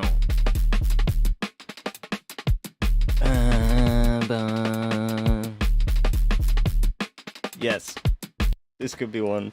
This could be a good tune. What are you talking about in the chat? Yes, it, you, or cables, gain, operating system, interface. What are you talking about? If you have a question, please ask me, but try and make it into an actual question, so I understand what you're talking about. Because I will try and answer it. I think we could go pretty deep on this drop, actually, like pretty deep and minimal in a way, but like with some like Reese's, filtered Reese's in the transitions coming in as well. Like maybe a bit of like a, almost like an old school kind of thing, but then with a more modern kind of production value. But we're getting an idea down, so like, yeah, like I said, I'm in a good mood. Well, I'm just gonna fucking talk about it right now a little bit because I think it's important. I'm getting closer and closer to releasing new music, and some of the tracks are really close. I have been sort of like struggling a little bit with something else for like, well, for the longest time already. And it's nothing crazy. It's actually something that makes sense. Bear with me. About a year and a half ago, I made up my mind, kinda, or I kinda started really thinking about the whole idea of when I release new music, to do it under a new artist name. And I've been thinking more and more about that ever since. And a year and a half ago, I started sort of like just making a list of like potential artist names that would make more sense and are better than what I have right now. And long story short, it's really hard to find a good artist name. Let's just say that. And I have a list of about 300 possible names that are not in use on social media, that are not in use on Spotify, that are names that are easier to pronounce than what I have right now, that are easier to memorize, I guess, and are also, well, basically just better for me in terms of like, you know, search results and all those kind of things. I think about a year ago, I came up with one name that I kind of liked a lot, and I'm not gonna say the name, by the way, so I'm not gonna spoil anything like that. Um, but I came up with a name about a year ago that I put on that list that I really, really liked. And for about the past year, I kind of kept adding things to that list. But the one problem was that that name was also similar to a drum and bass artist that has actually been growing pretty rapidly in the past, I would say, couple of years. So I didn't want to use that name because it's like half of the name is the same, and then the other part of the name that's different has the same vowel sound. So it also, when you say it, it kind of sounds similar, right? So, and then I was going through this list earlier this week, and I saw that name again, and I was like, yeah, that name is still, it's such a good fucking artist name. And then I saw another name on that list, and I was like, wait a second, that's another one I really liked, but what if I take a part of that and merge it with the other one that I really liked? And then suddenly I had a name, and I was like, wait, this name is really good. Is this available? And it was available, so I registered all the accounts that I could at this moment. So I have like URLs already basically sorted and all that kind of stuff. Usernames are already registered so that nobody else can take them. And the crazy thing is, and this is really important, like the name Artifacts is something that I've been using for 15 or 20 years now. And it all goes back to when I was a little kid playing video games. It was my video game user tag, basically. And then I started going to art school. I went study graphic design, those kind of things. I use it for my design stuff that I was doing back then. And then I started doing photography, used it for that. And then I started getting a lot more serious with music, and that's when I started using it for that. So it's kind of something that has been through a whole bunch of things, if you get what I mean. I even had like a company at some point registered for my design work here in the Netherlands, like a what is that, self-employed kind of stuff, and like freelancer kind of thing, and that was also using that name. So now one big problem is that when you search artifacts, there are a lot of search results. A lot. There's like there's a visual effects school in France that is called Studio Artifacts, I believe. There are at least 4 artists, I think, that I know of that use the name Artifacts. Me, and then some kind of a metal band that has the exact same name, all capital letters as well. Then there's like some EDM guy that is from Berlin, I believe, that uses it in lowercase with an exclamation mark. And then there's some kind of a rapper from the US, I believe, that uses the name Artifacts in all lowercase. And those have all popped up after I started using it. So, like it's whatever. But the main thing is that it's also, well, in the last few years, or not maybe in the last few years, but it's been around for a while, but it's definitely been growing very big recently. Is the action figure market. Now this might seem totally random, but I'm not sure if this is a Japan thing only or if this also in other countries. Maybe it's a company that makes figures, or I don't fucking know. But there are a lot of websites and web shop listings when you search for artifacts that basically list figures, and it's something to do with action figures. ArtFX is something that they use in the descriptions and in the titles of the products, and basically when you search my name, you get 10 million search results, and that's what I have to compete with at the moment. Plus, I don't really connect with the name as much anymore as I did back when I first started using it. So, I now found a name that is really good. It's when you see it, there's only one way to pronounce it. It wasn't available on, or it was available on like Spotify and everything. So I quickly registered as much as I could right now. And it's just, the crazy thing is, I searched it on Google, and there are literally 198 search results for it. And the crazy part is I went like, why is this name not in use yet? So I'm really thinking about doing that when the new music is done. So just so you know, it's I'll make a lot more. I'll talk about a lot more when it's actually happening. But It's something I've just been thinking about for so long. It's been a really long time since I released music, so when this new music is done, I kind of don't want it to be connected to the old stuff that is really old and just not represents me at all. So if there is a moment to do it, it would be when I have these tracks done, which I've been working on for a while at the moment. But the ones that are really close, like it would be the best moment to do it, right? Yeah, well, I'm not gonna say that, obviously. I'm not gonna say that, obviously. I already said that a bunch of times, but I'm not that stupid. I'm not that stupid.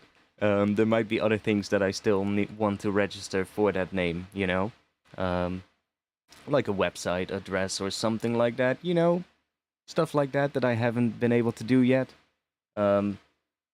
Main thing is I have most user accounts all sort of like registered, so when I, when I need it, then I can basically switch all the accounts over or like flip the URLs to the, because I'll keep my accounts. Don't worry, I'm not going anywhere. It's not gonna be like that. I'll keep my YouTube channel. It's just gonna be renamed basically, and the URL will change, I guess. But that's just gonna be it. But it's like it's something that I've been really thinking about. It kind of makes sense as well, you know. It makes a lot of sense. It's just what I've been. It's just this one thing. Like for a really long time, I've had this thought for like I think a year and a half. I didn't really speak about it much. But like it's also like when you don't know what it's gonna be, then it's kind of hard to, I guess. Well, I don't want to put it on like that is the reason that some of the tunes are not done yet, because that's not the case. But I do think it kind of sort of like unconsciously does kind of influence it a little bit, because you're kind of working towards something, but you don't know what, I guess.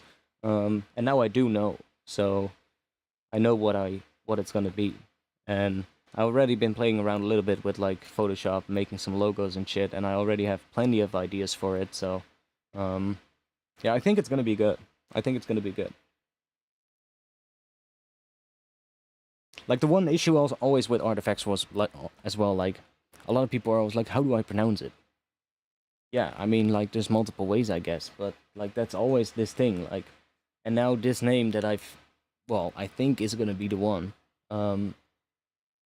It's just there's only one way to pronounce it. There's only one way. If you fuck it up, then that's really on you. Like with this. With my current name, I can get it. Like some people say artfx, other people make it more like artifacts. Like if you find an artifact, but it really comes from back when I was a kid in middle school, and we had lessons of Latin, and I learned the Latin word for artist, which was artifacts, and I removed the I and the E, and I was left with artifacts, and that was basically it.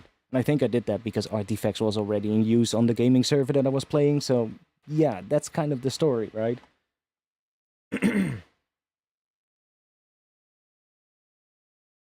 Yeah, yeah, I'll make sure that it's me. Don't worry. Like I'll definitely make sure it's me. I'll do like a video or something where I'll be like, I don't know, a bit I don't know, you know, cryptic or something, that hey, oh, what's this? Oh no, something is gonna change, that people are gonna be like, I don't know, something like that. But hey, you'll heard it now already, so.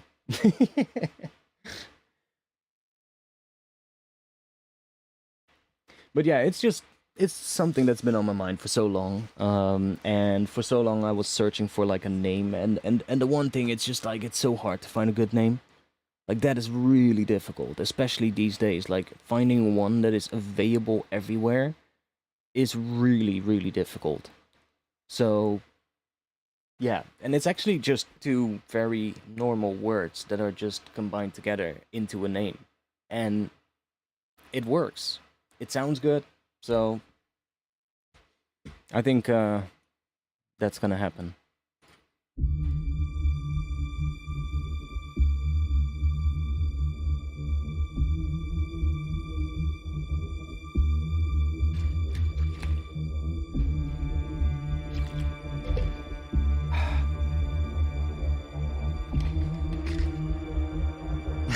Fuck on.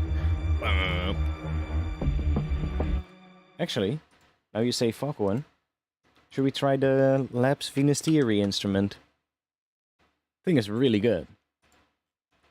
Cameron really did a good job on the patches for it. He didn't do all the patches, I think, but there's some really good ones. Where is it? Foghorn. Foghorn. Like, he did these ones, I think, yeah. These ones are down the bottom here. They're pretty nice. If it wants to play.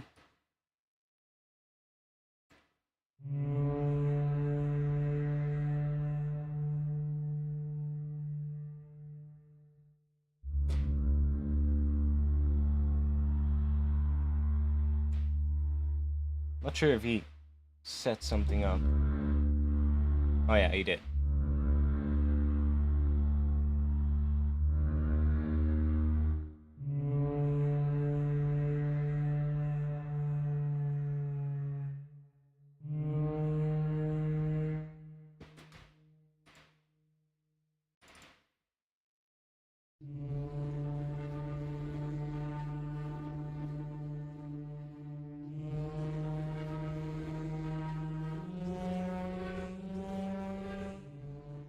Like, and these are free, so if you don't have Labs yet, definitely pick it up. Little plug for Spitfire, because it just sounds so good. They have some really nice patches, so definitely grab this one if you don't have it yet. But yeah, this is really nice. Cameron did like these patches for it. They sampled like some big ass foghorn. There's a whole video about it on the Spitfire channel. They released it like earlier this week, I believe, or was it last week? Something like that. But they made a whole video about like what they recorded and all that kind of stuff. And Cameron did a video on it as well. So check that out.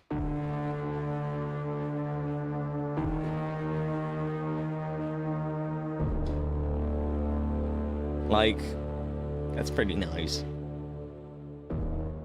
It's a Spitfire Audio Labs. So Labs from Spitfire Audio.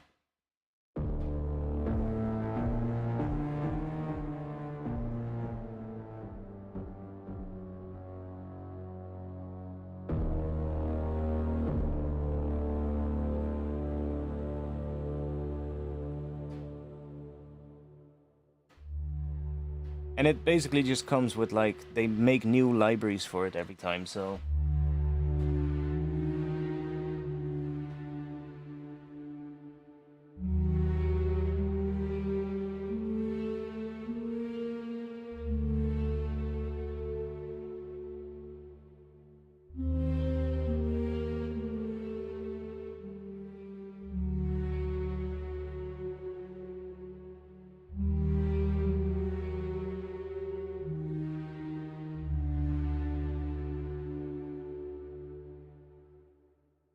Some pretty decent patches. Quite like that one, actually.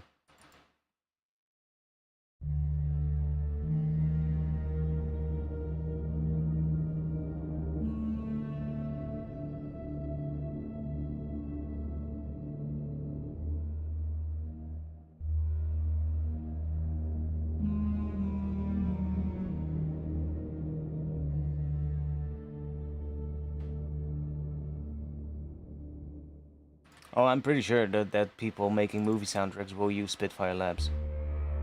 Because it just has, like, really interesting sounds, you know? It's just a good starting point.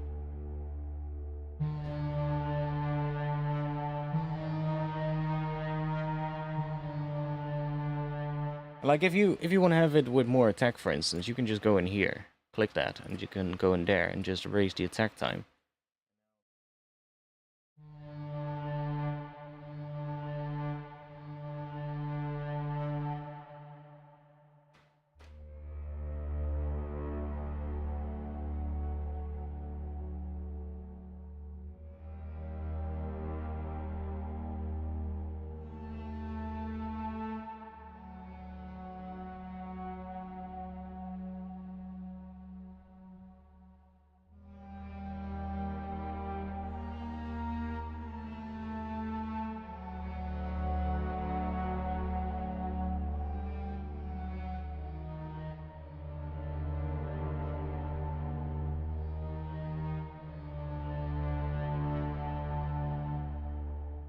Yeah, it's just Valhalla Vintage Verb. That's the only thing that's on it.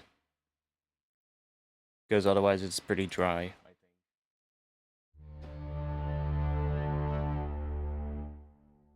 Yeah, see, it stops pretty abruptly, so just to give it some...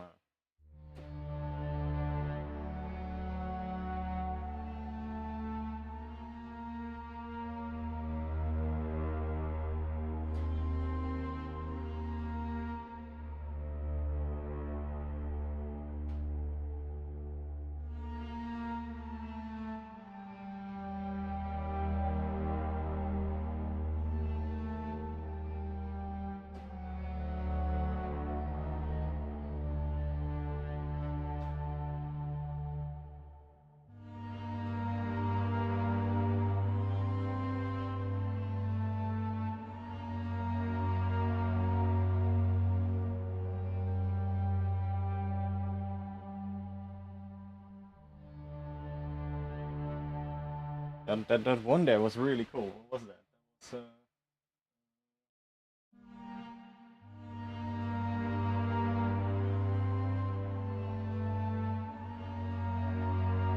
That was... That's so cool. That is G minor to F major, or G minor to F sharp major.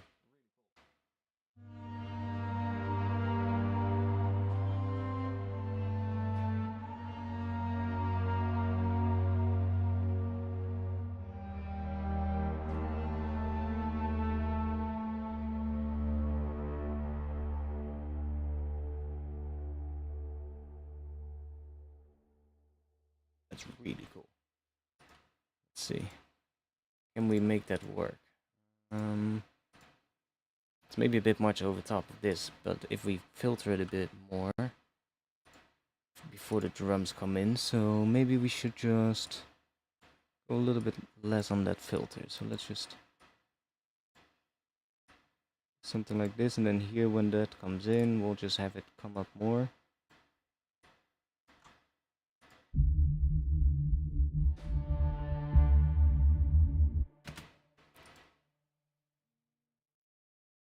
So if I have D and D sharp,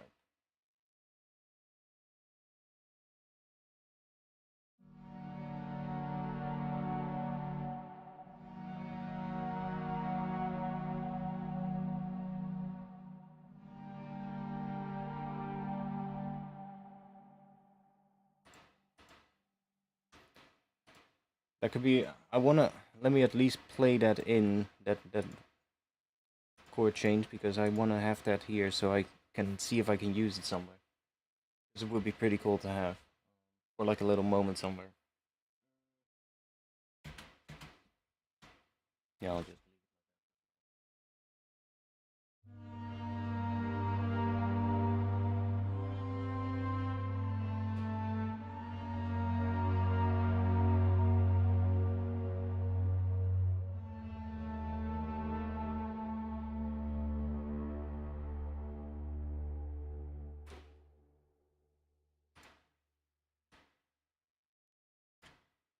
So we'll just at least have that.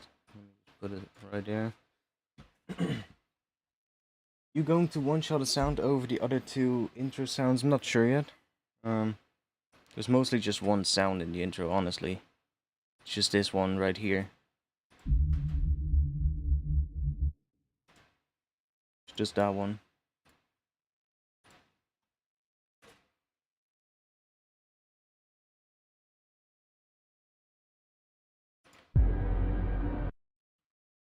Turn that off.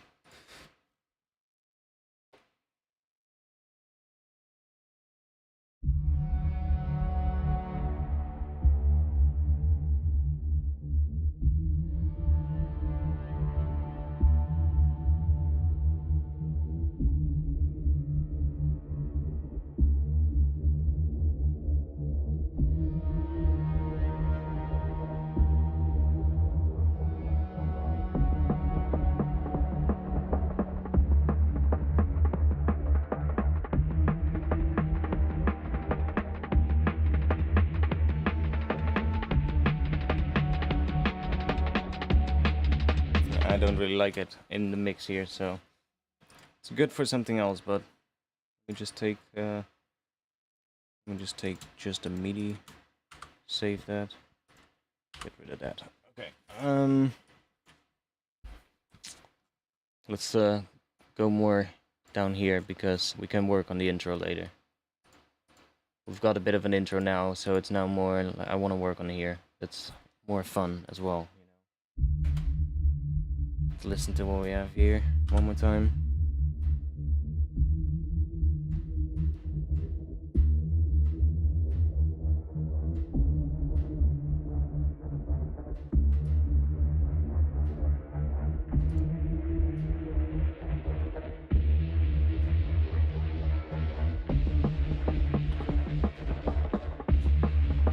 Like I think it's still a bit too much, that sound, but whatever.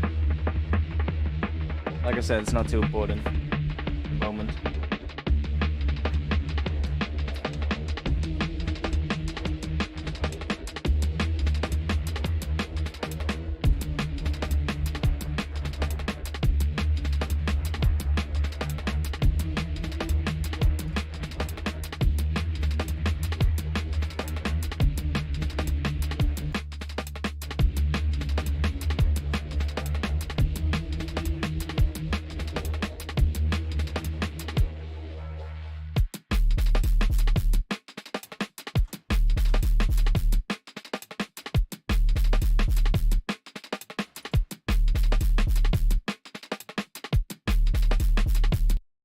It's time we start, I guess, chopping this one to audio, or to MIDI.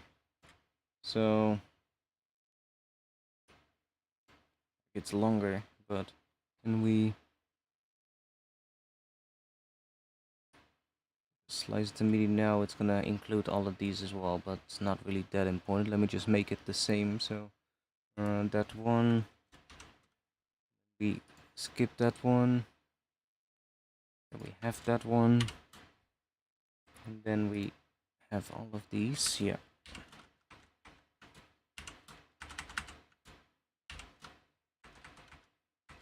Then those as well.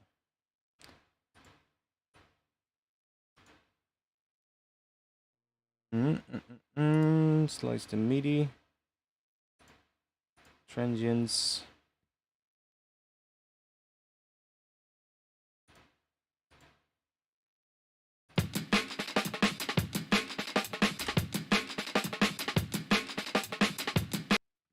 Right now we get the full thing, but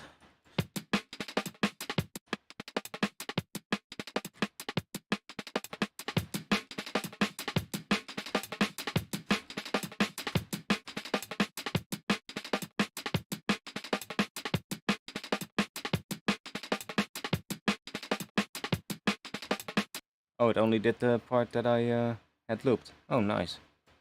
I thought it was actually going to do the other part as well, but apparently not. So that's good.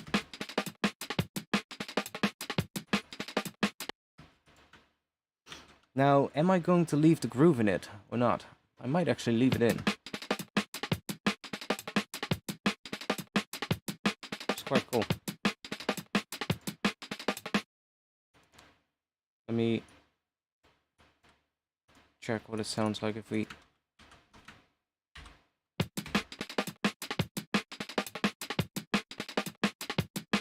I mean, that's fine too.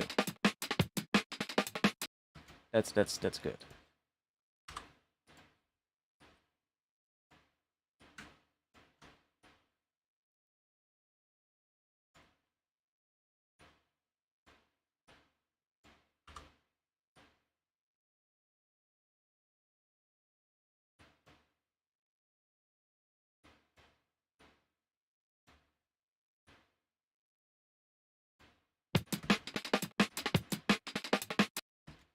Now that one lonely head in there, I don't really like that, but we'll fix that later. Let's put this on here.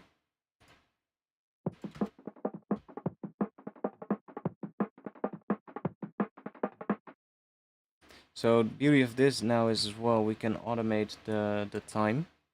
So we can automate this decay time, so that in the first part, for instance, we can have it shorter. So we can say, I don't know, right here, then make it shorter, make it a bit bigger.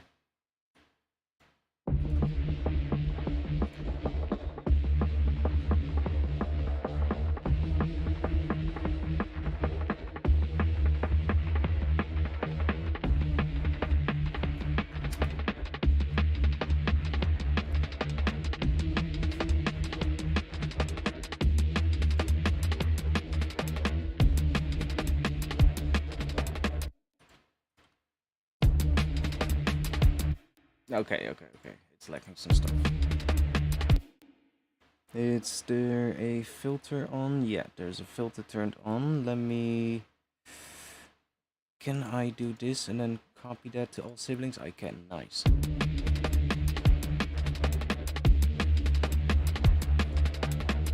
Okay, and then want no interpolation. Oh, I can't copy that. Okay, then we'll leave it on normal. Doesn't matter too much. And then we need to open it up a little bit more so we get a bit more high end from it.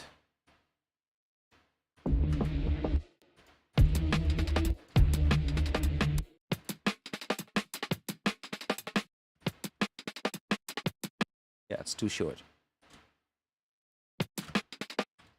Oh, fuck. I need to do it here.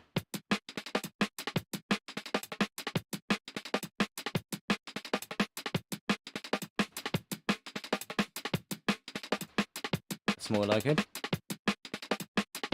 I'll just leave it like that for now.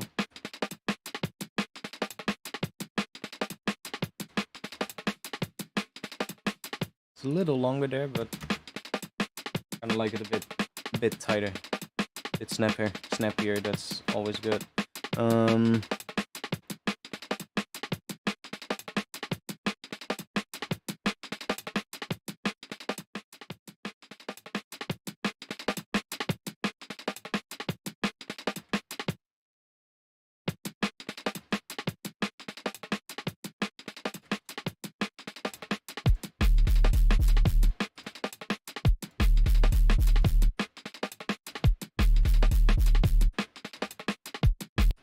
So I guess we don't really need this one anymore.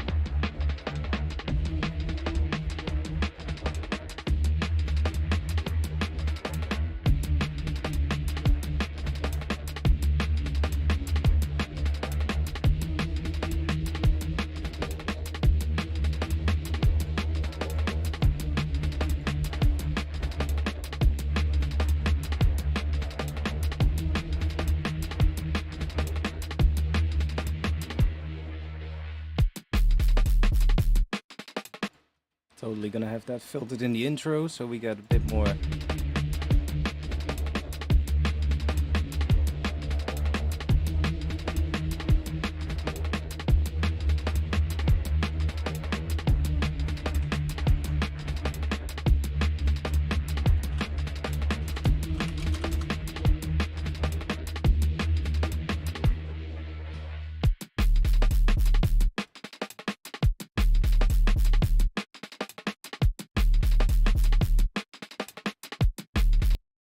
Okay, let's loop this section and let's see if we can make this good, because I like this stabby kind of.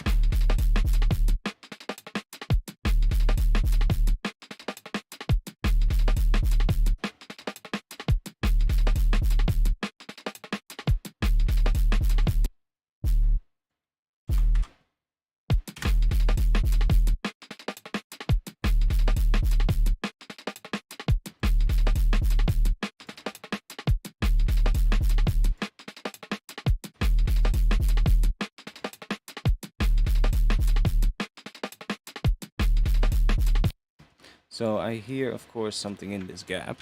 So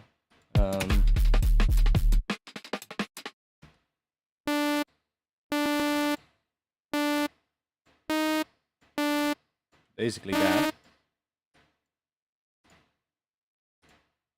So kind of. Let me actually do this a little bit smarter. Let me take these, group them. We'll have to redo all the levels afterwards, but it's gonna be smarter. Let's just do that and call that bass. And then we'll group these, call it drums. Put you at -8. Then you can go back up. You will have to make this one louder.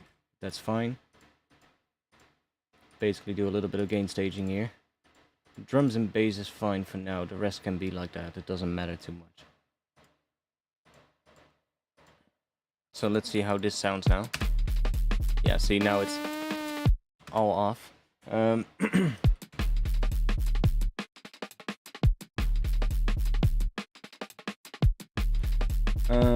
Let's make this one a bit louder.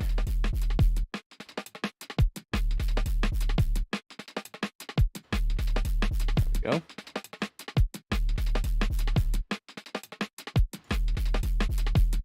This one as well. We'll just process this one to be louder. It's good enough for now. Some nice call and response thing. Yeah, exactly.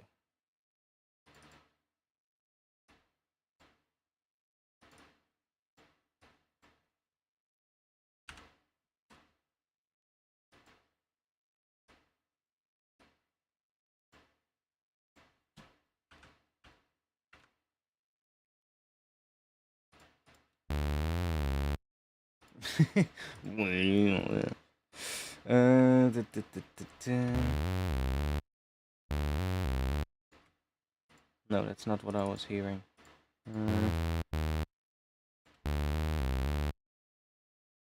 More like that.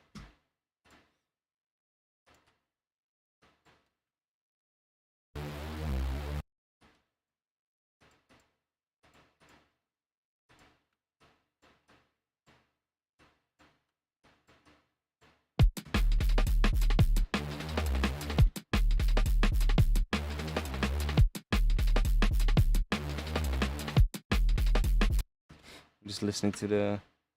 Wait, do this and then loop this so that I can just stretch it out, and then I can play with these positions, and then I don't have to worry about the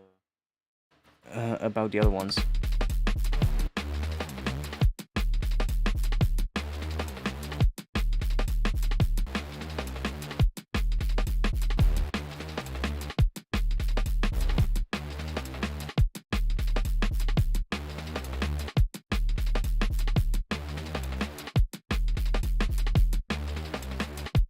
That's a nice.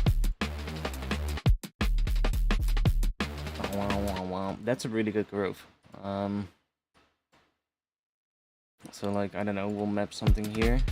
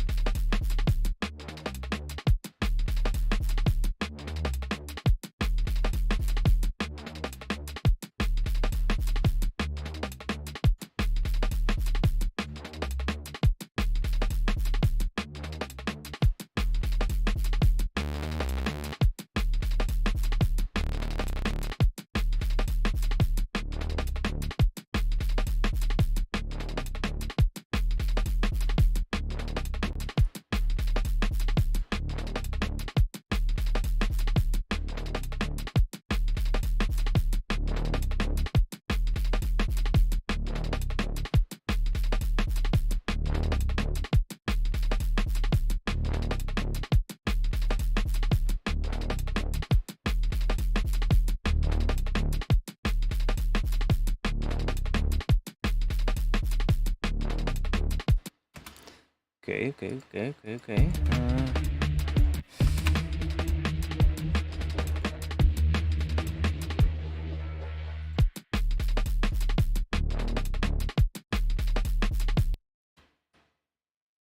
Maybe not even like repeat it that much, but like do it like this.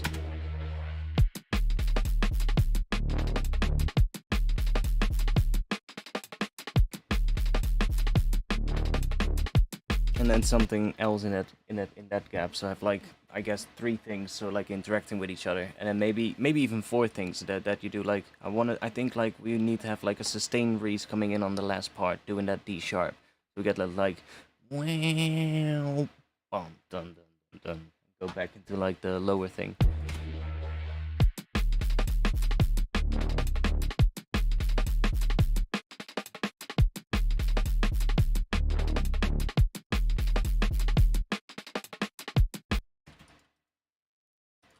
See, we have can quickly make another Reese kind of thing that we can at least get the idea. So let me just do 2 of these.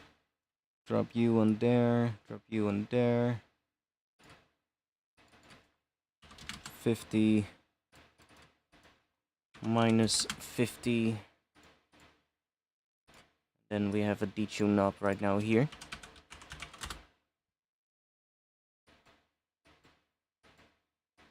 So now if we do that, run it through a low pass filter, and then run it through the diode 2, we get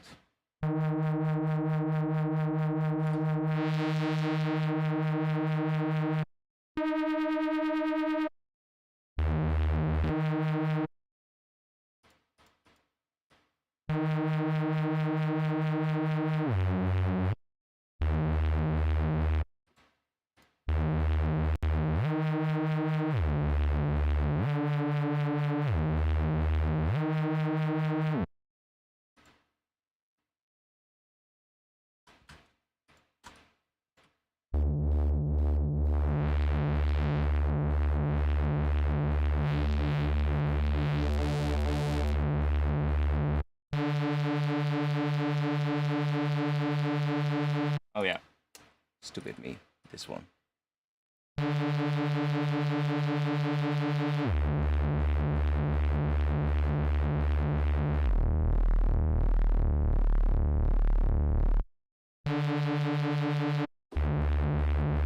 Now the filter kind of moves along with it, which is always good. And then let's do, I don't know, maybe this.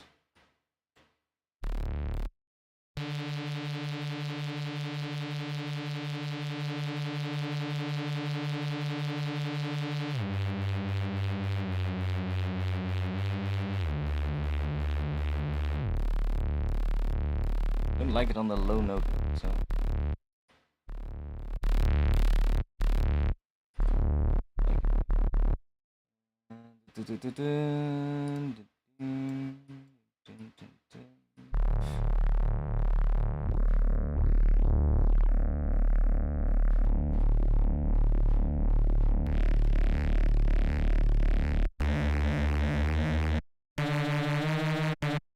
That's better.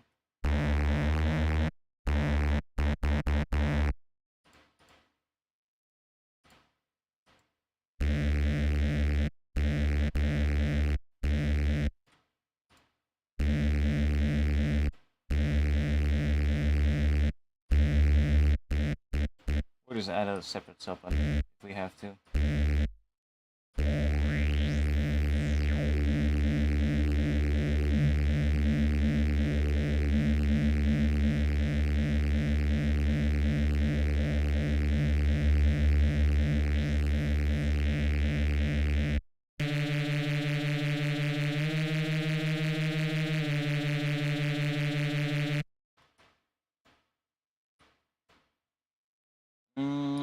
Let's go in here, do that from the pitch bend, both directions, a bit.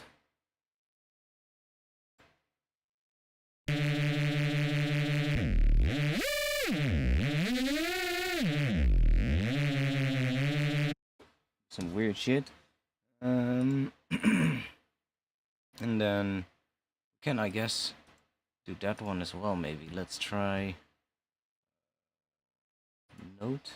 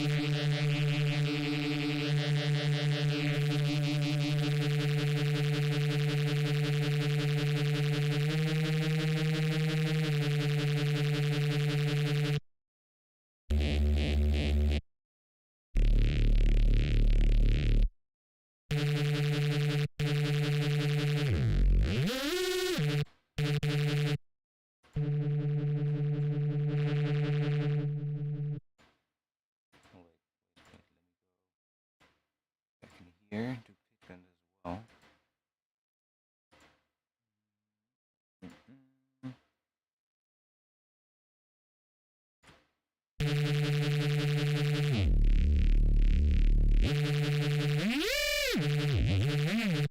I think it's a bit much, but will not go that high, so it's more gonna go from that low to that higher one, so that sounds a lot better. For just already like straight out of Serum.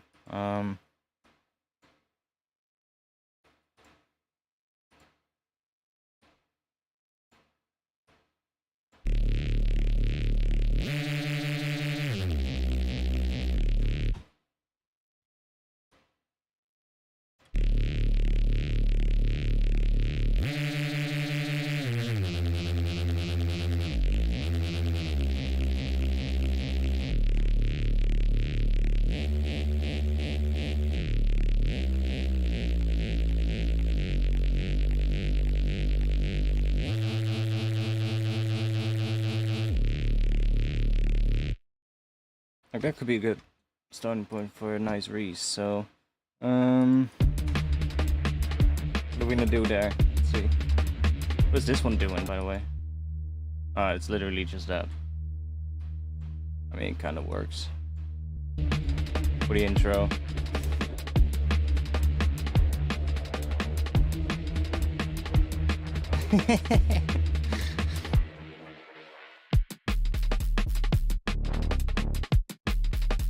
This one needs to be louder. Let me just crank the volume a little bit up of this one.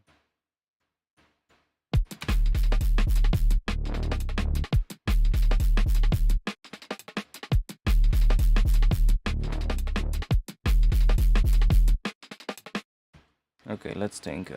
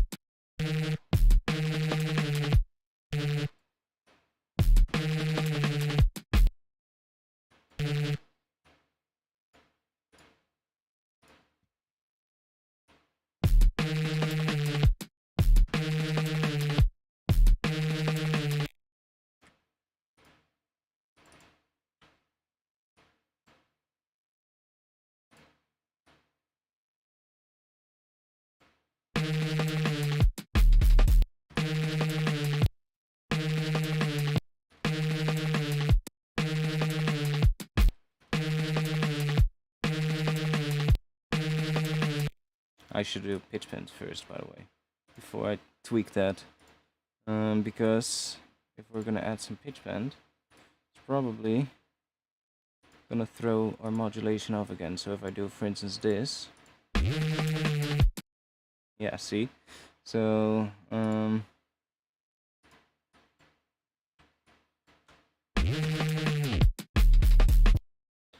That is a bit much, maybe.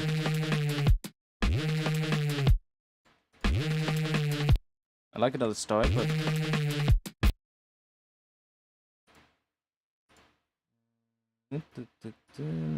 oh, let's do it here. Yeah, I don't even need to.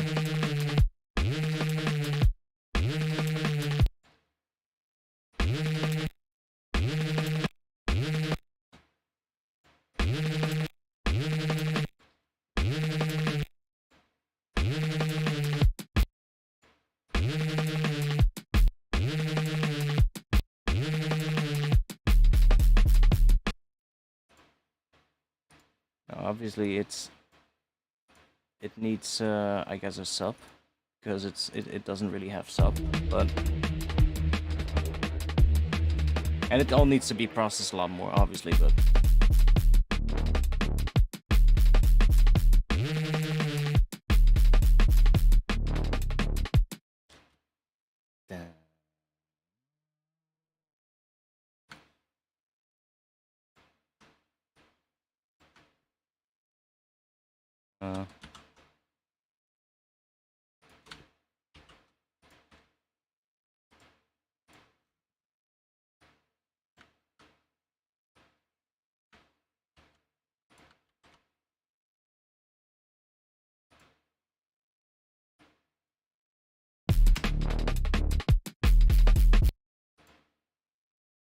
So here, I think we might even take these out. But for now, let's try layering it with this one.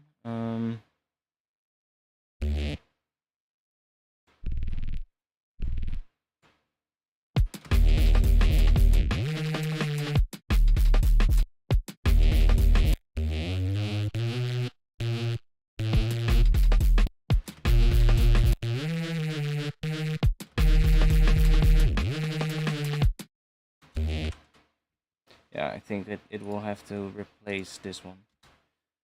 Some kind of a Reese coming in at the last section there that then does like another, so like turn around and then go back into the start, I guess.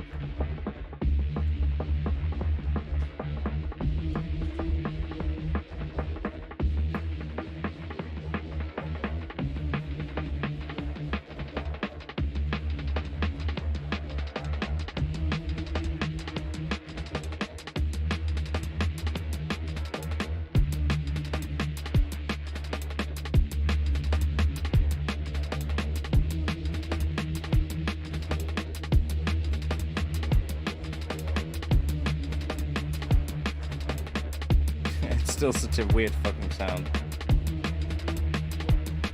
Probably will be replaced, but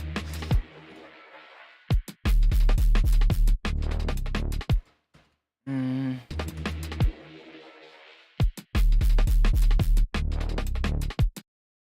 kind of hearing a slightly different thing on the first, on this one.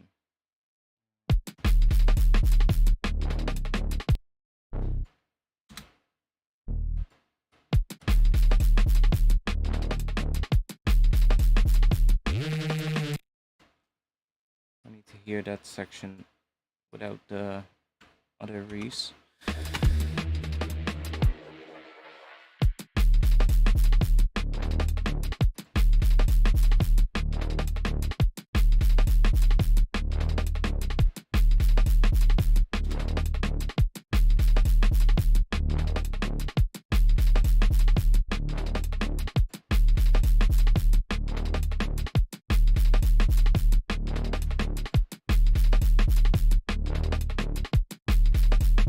Slightly different.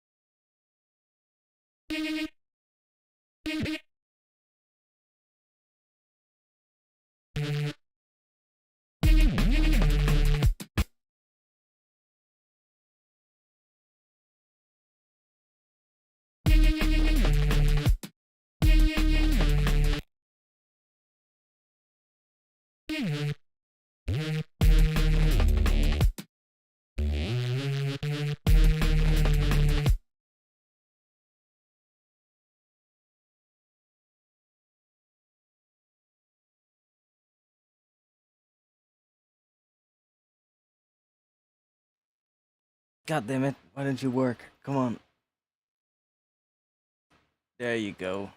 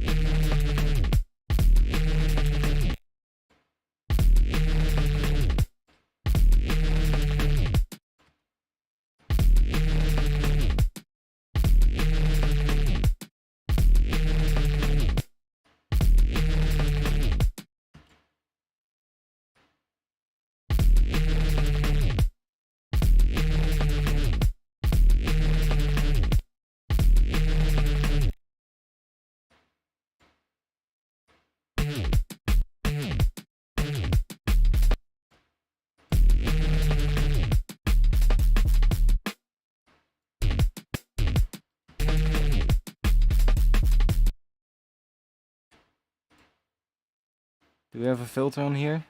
Well, we do, that one. Well, we can put you on here.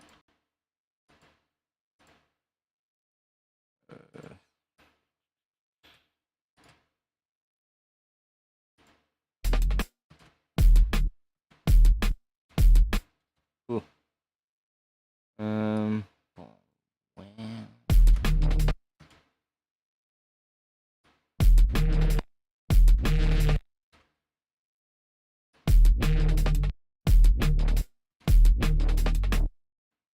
Oh, what? I hear something else. Ah, yeah. Need to get rid of that one.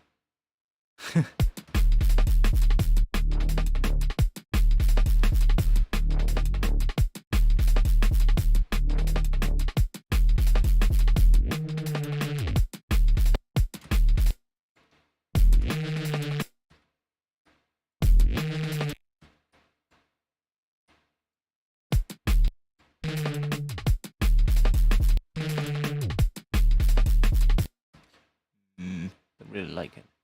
Let's see.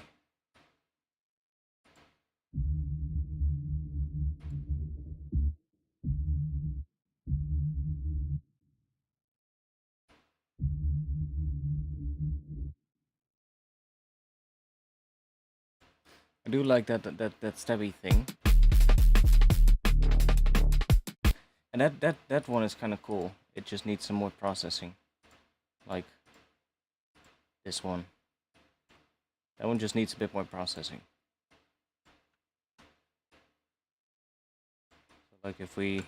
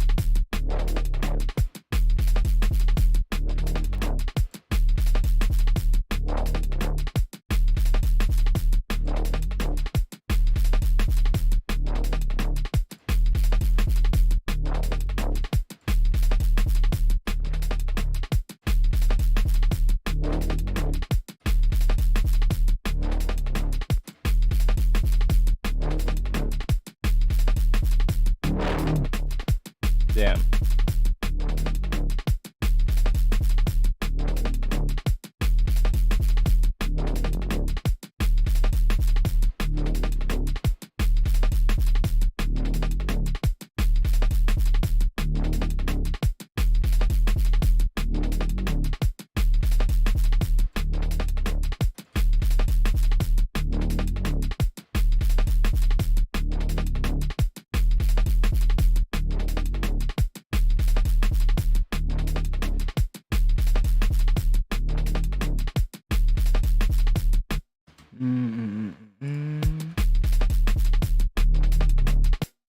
Jesus Christ.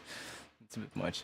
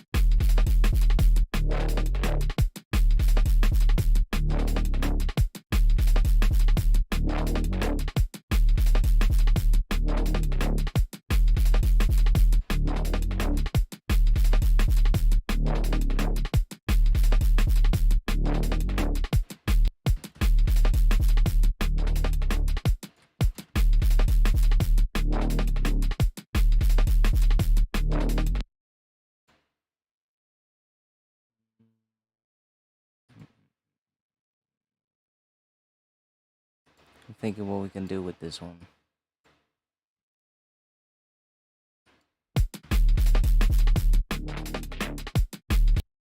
Not that.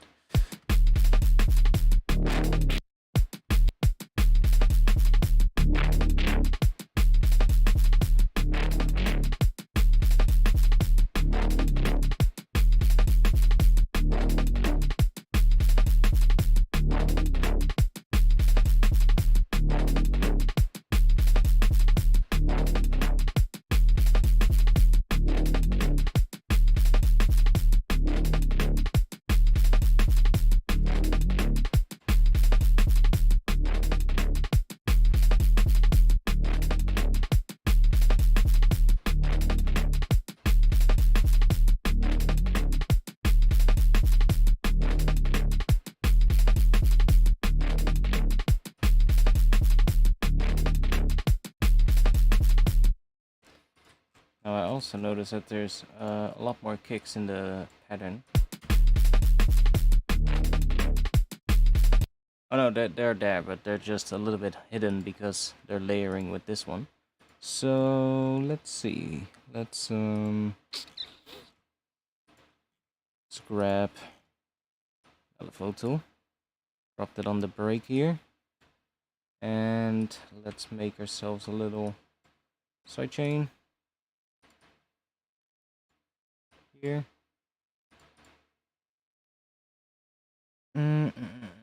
Let's grab this one.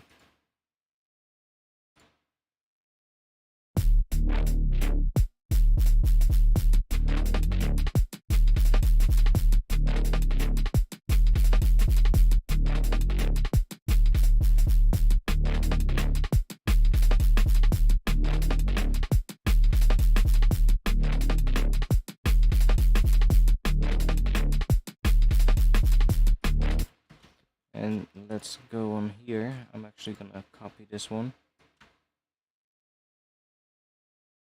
drop it on here as well, and then let's just do. Let's copy this.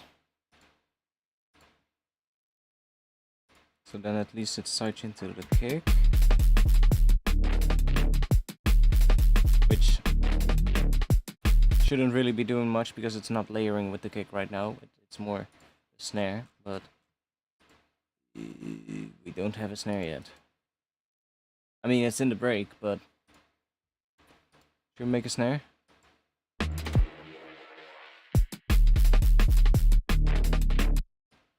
It kind of already is a snare. We could maybe use that one and just process it, but let's see.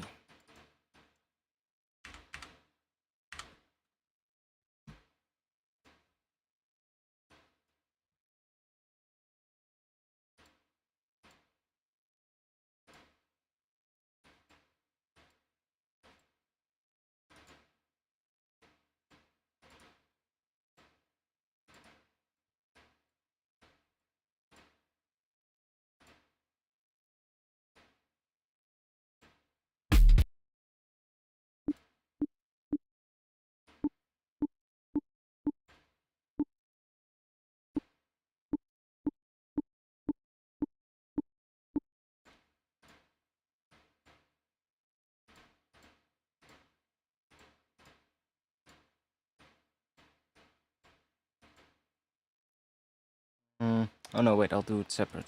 So I'll have this one, this is the fundamental. Just group that, call that fundamental.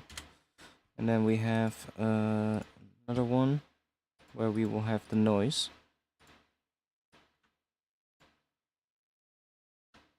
So that will be the noise layer.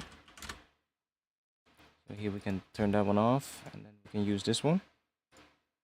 And then we can actually just use this one here. So let's do this, that, something like that to start off with. Let's put that on here.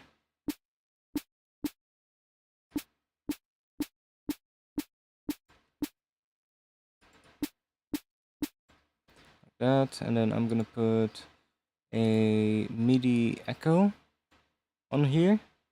Set it to unsynced and mute, bring the feedback all the way down, and then we're gonna set the time here to something like, I don't know, 8 or 9 milliseconds. And then we need a note length device to make the note longer again. And now there's a little bit of a gap before this one comes in. There's a little delay of 9 milliseconds before that one comes in. So those are just two MIDI devices, which are in Live 11. It might be one of the packs that I downloaded, but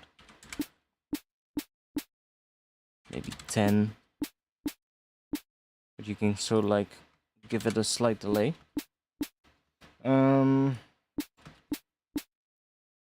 Then we're gonna have this one run through a high pass.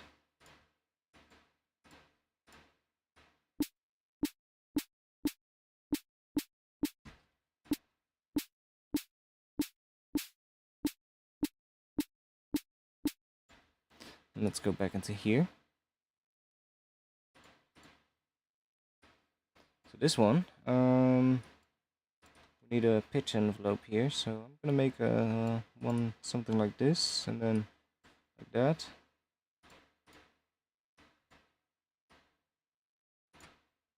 And let's do this. If you want it exact, you can type in, for instance, 24 semitones, and then it will be exactly 24. Or let's say, I don't know, 36 semitones, so ST, and it will convert that to the value that that is, which is 28, I guess. So, and then we can bring this back.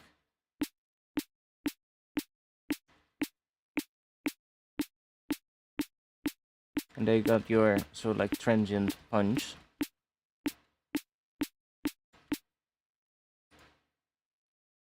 And the noise, you can, I don't know, do something cool with the EQ. Like do a little, see, like right around there.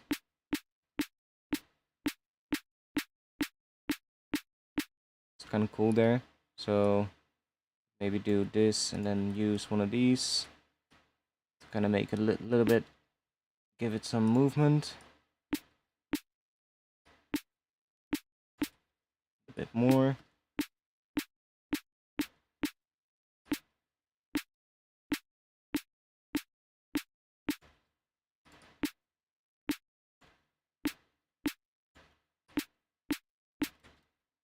Maybe make that one move a little bit in the frequency as well. Let's see what happens.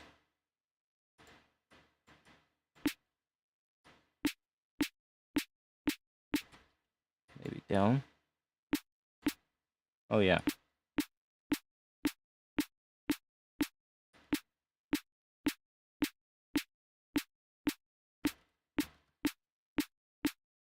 Like that maybe.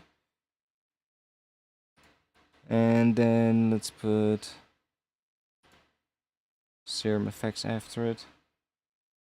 The distortion.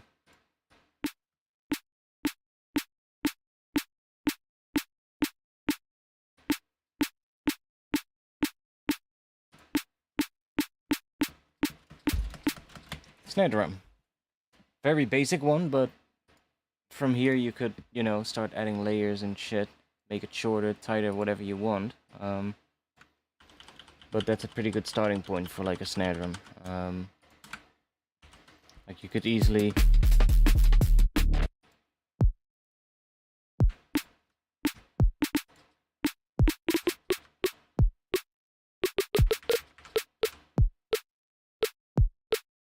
see, like, and you will have to, the higher you go up, I usually also reduce the length of the fundamental. So I just go back in here and just make this one a little bit quicker.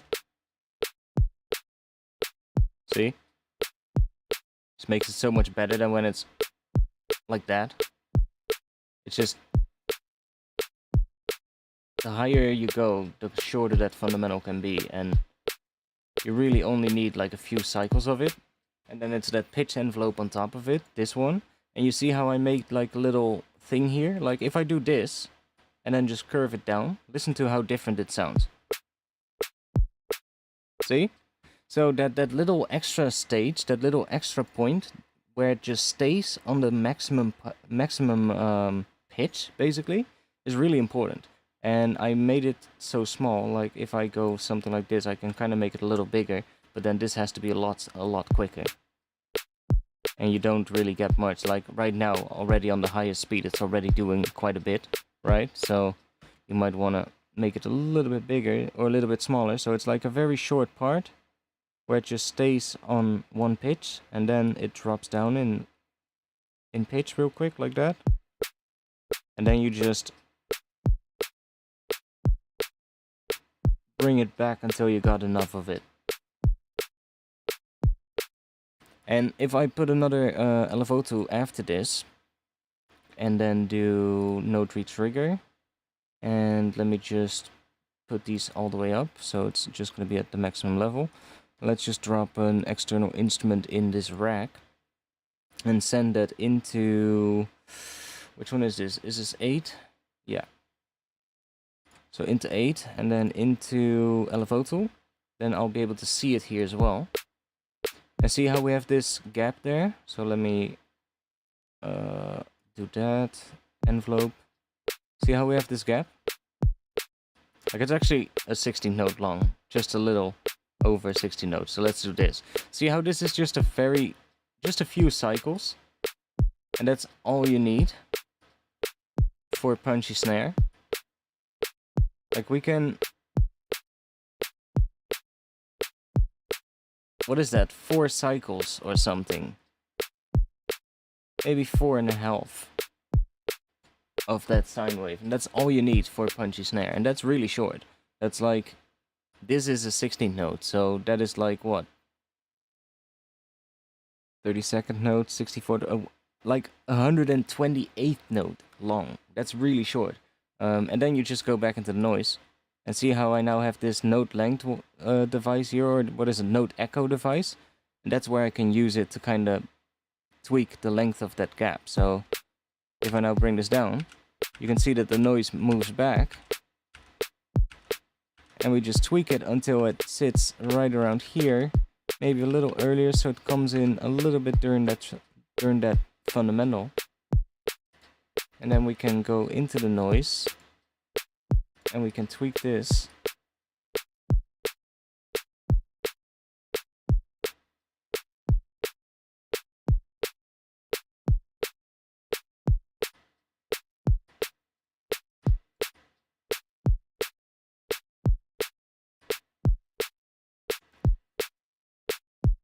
I would just do something like that maybe, and then here I can just say let's do that.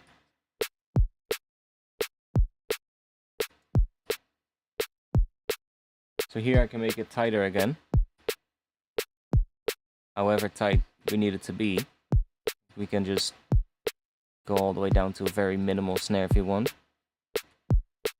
And that's why I do this MIDI into this. I'm actually quickly replacing all my sidechain things with LFO tool. It's just so handy with the split as well.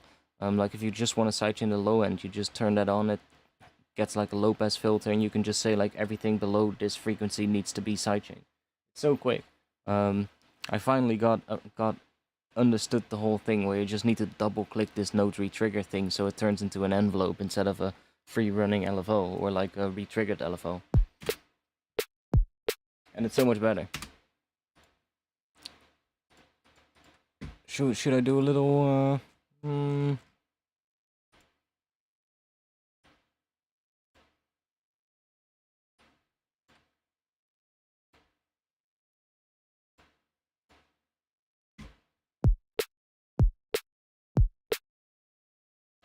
can do that on here.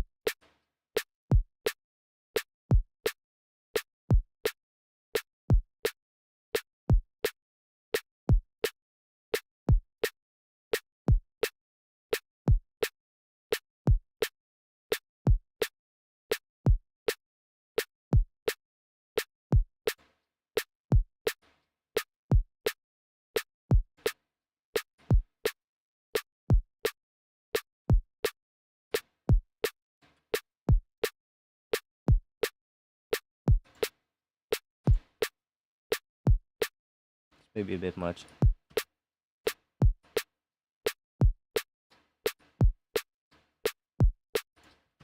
Just for now. Let's actually see what we get. So I can now hook this up. Let me call this snare. Then I can say input here from the snare. And then I can easily sidechain that. So I think I can just route this one to the snare as well. So is this going, where's that? This is so annoying now. Where's this one getting its input from? From the kick? Yeah. So I'll just make one on the snare. I'll just duplicate this one. Send this to the bass. Yeah. And I think it's just gonna work if we have two inputs into one LFO tool.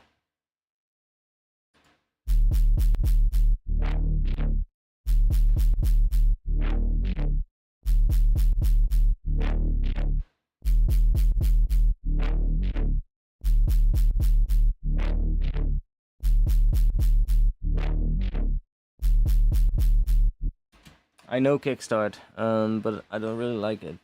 I also have, what is it? Shaper Box. Also have that one. Don't really use it a lot, to be honest. LFO2 is so quick.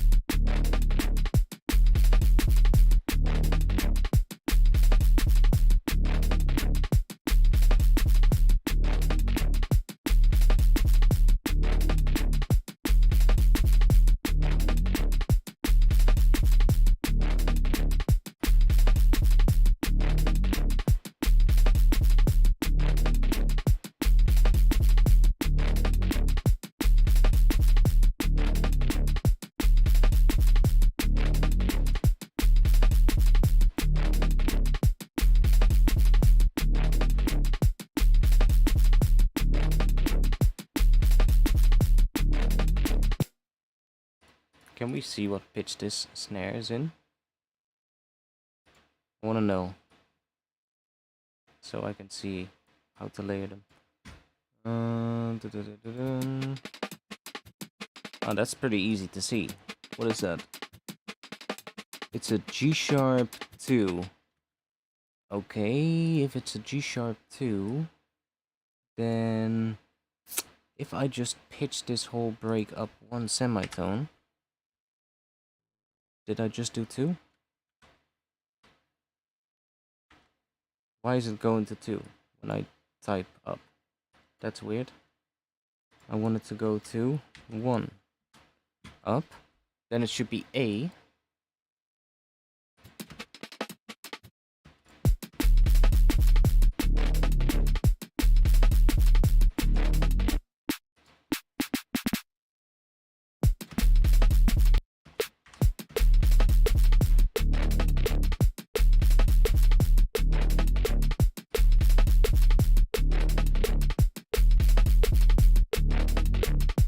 So yeah, it is A2. Actually,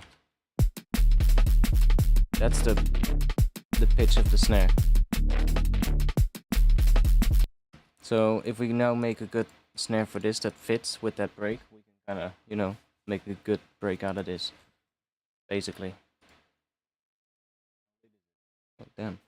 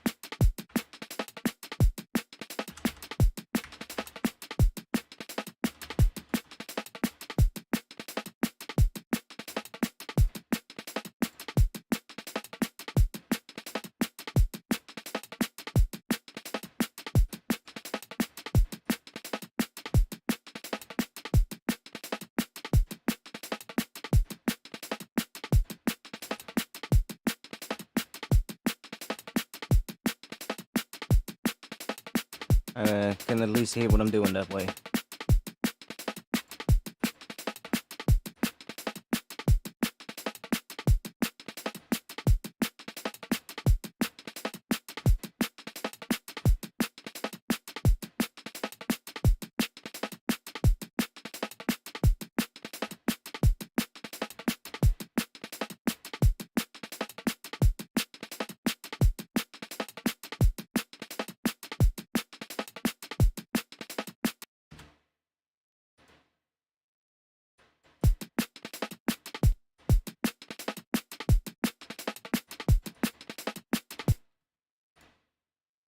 Let's just, ooh,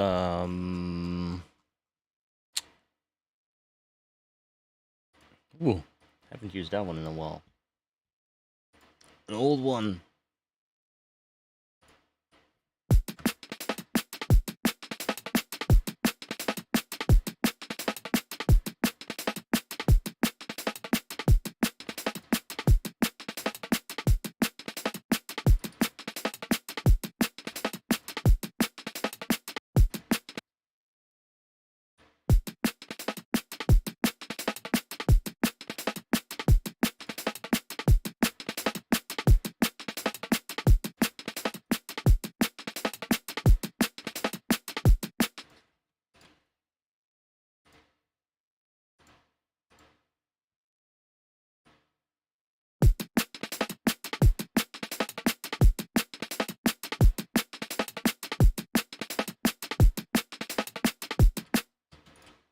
It's a bit much, probably.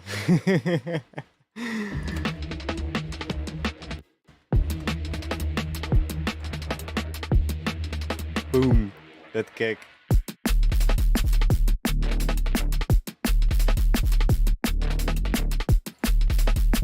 But I just wanted to hear how it sounds if it's a little bit, you know. It's just easy to quickly just check like what it sounds like if it's just a little bit more saturated. Just crank up that tube there and it's just like just instantly gels everything. So it kind of works.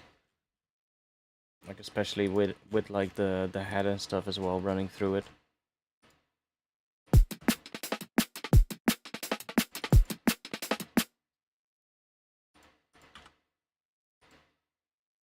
And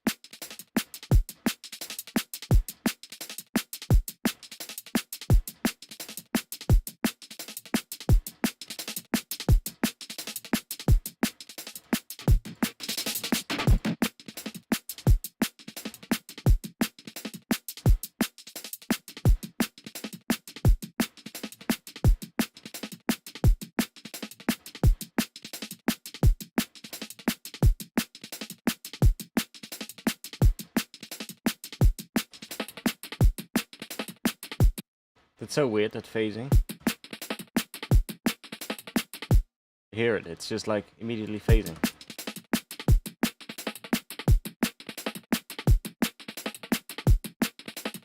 That's weird. That's not nice. Don't want that.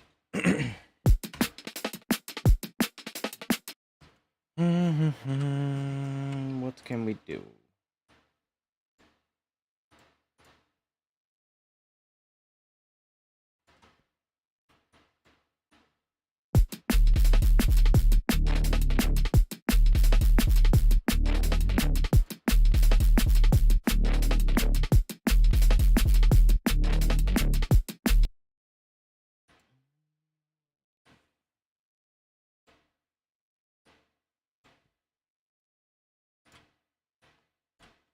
Okay, save.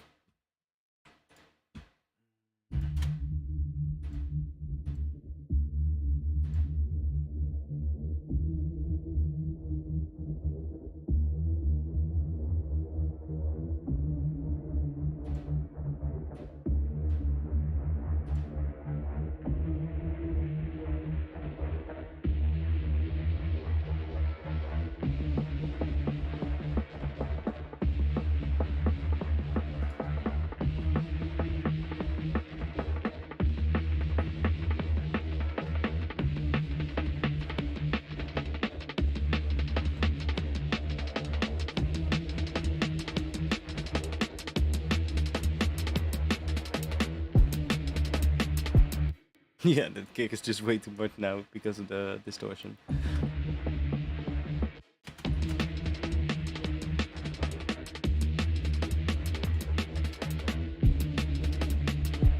It's too much in general.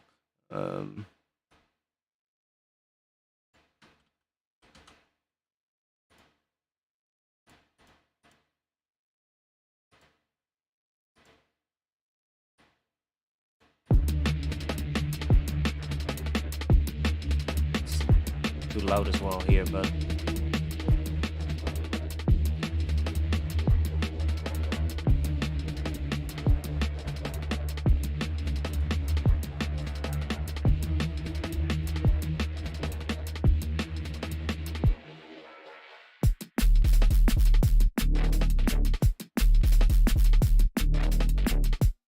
Yeah, I don't like that thing yet, but I want to work on the intro because I want to make this better.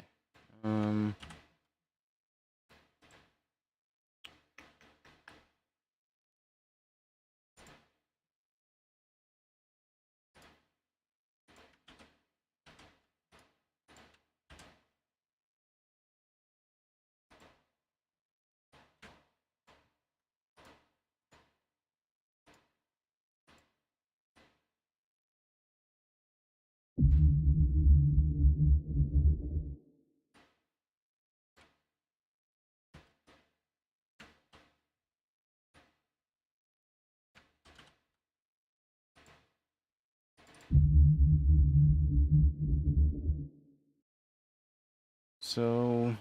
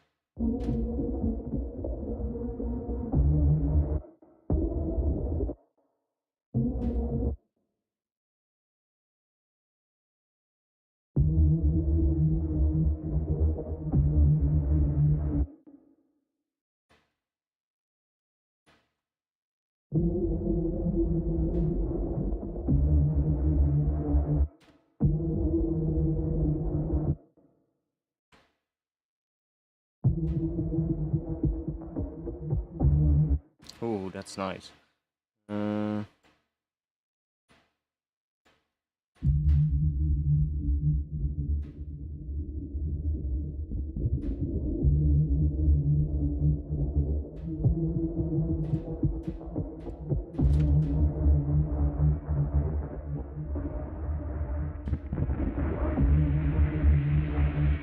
It's really messy right now, but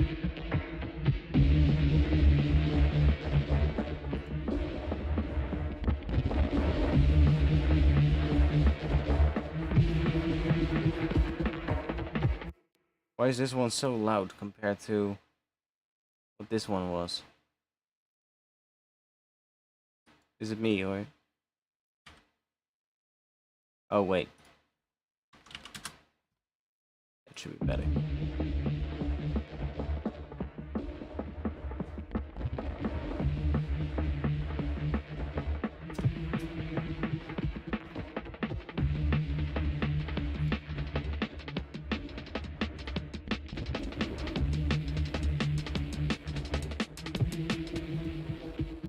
Okay, let's see. Can make it.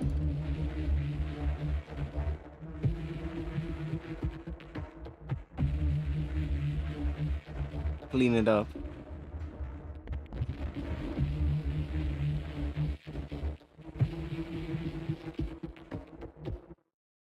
We want to have the low end, but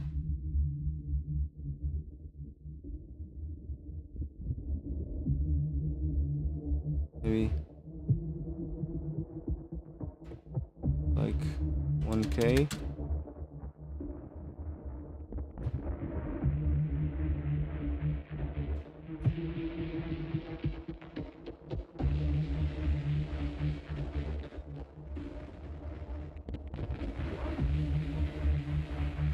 And it might not sound like much right now, but listen to without. If I just play this section here.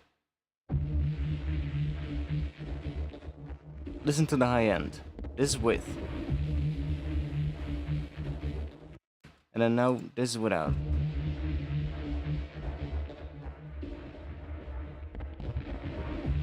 See how this just, it's suddenly very crunchy, and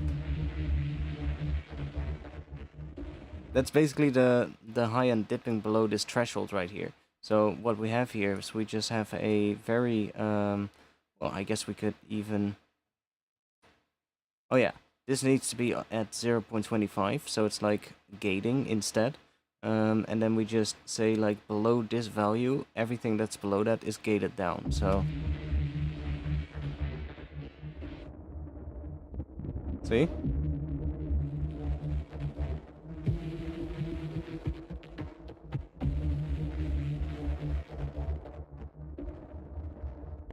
You can do the same thing with the low end.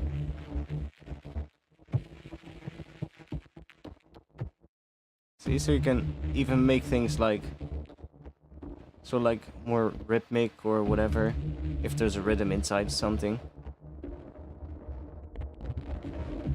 And if you then go to the time here, you can, so like, let's say you want the high end to be a little bit less crunchy, you just increase the release time a little. And you get more of the sound back again, of the tails. So that's kind of like what you can do with it. And you can do it with 3 bends as well, of course, or 1 bend. Try without the soft knee. Gets even crunchier, I think. Try peak mode.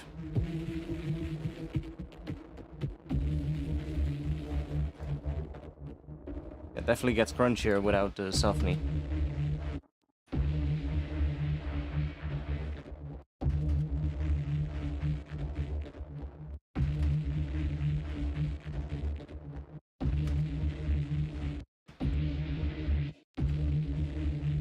See?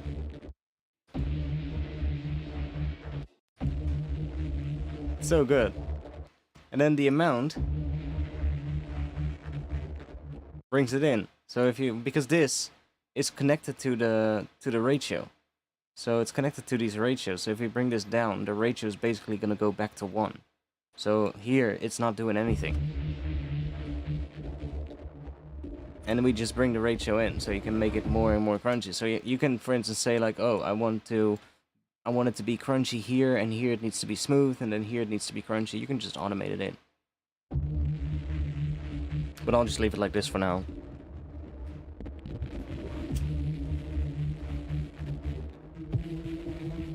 Can work on drums too, by the way. Like, let's see if we put it on this break thing.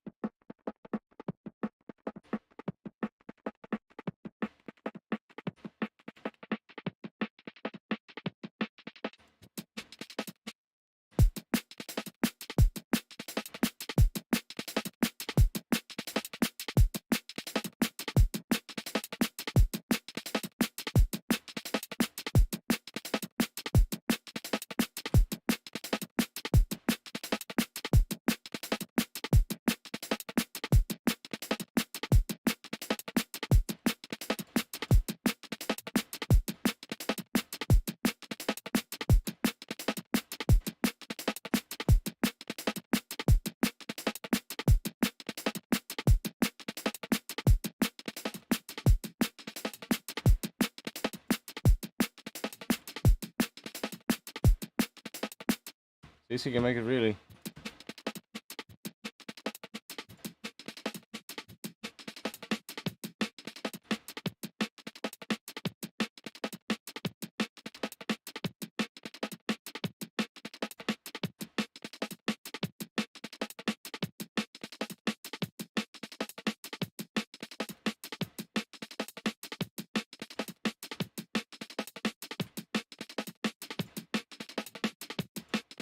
That's really subtle.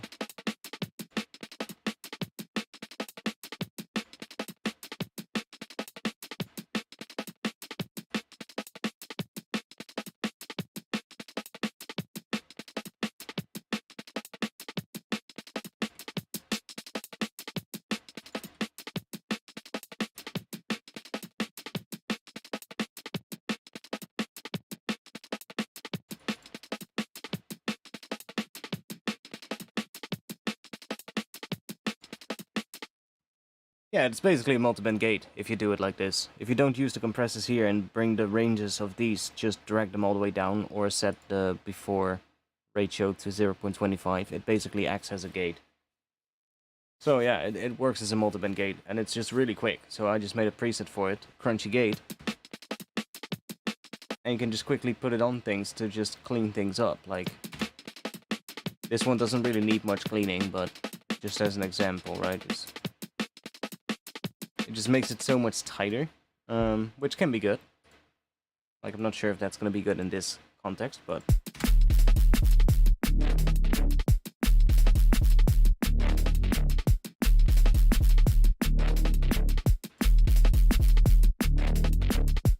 like, maybe...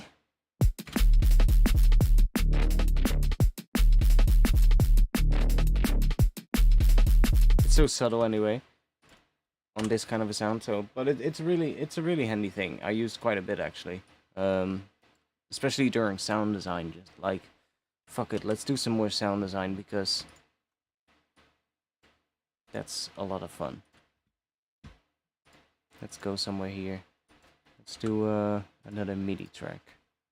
Save. Let's go down here. Let's do some sound design. Let's make some cool sounds or something. And I need a drink.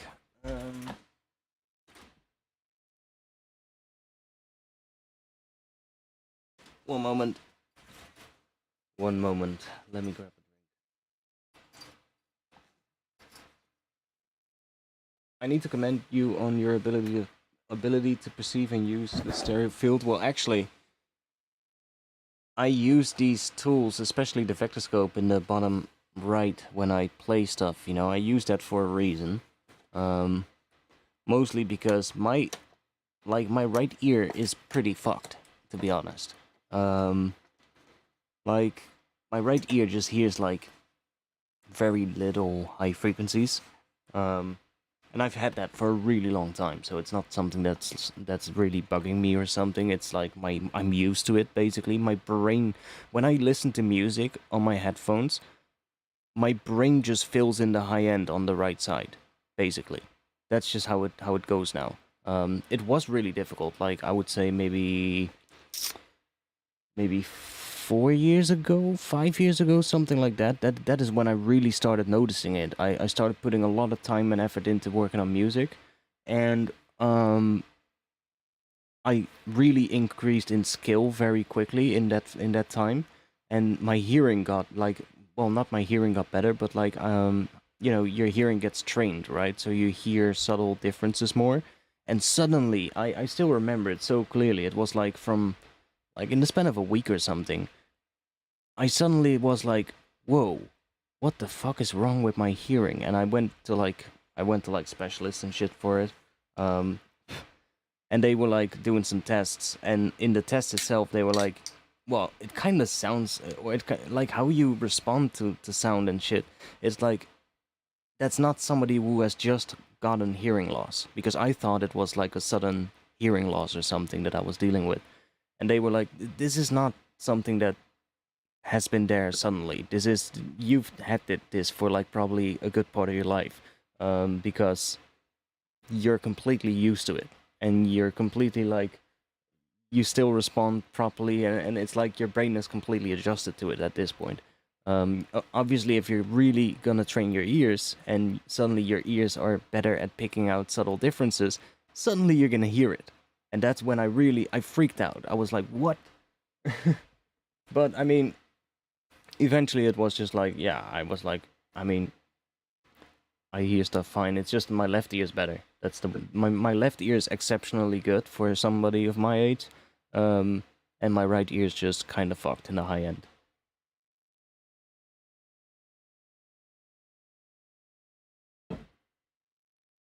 But whatever, you know. I'm not the only musician with a bit of hearing loss. Probably not the only one in the chat either. It's probably a good chance that we have somebody in the chat who has something similar. Let's go. Do we still have Omnisphere? No, we don't. Let's Save, and let's grab Omnisphere.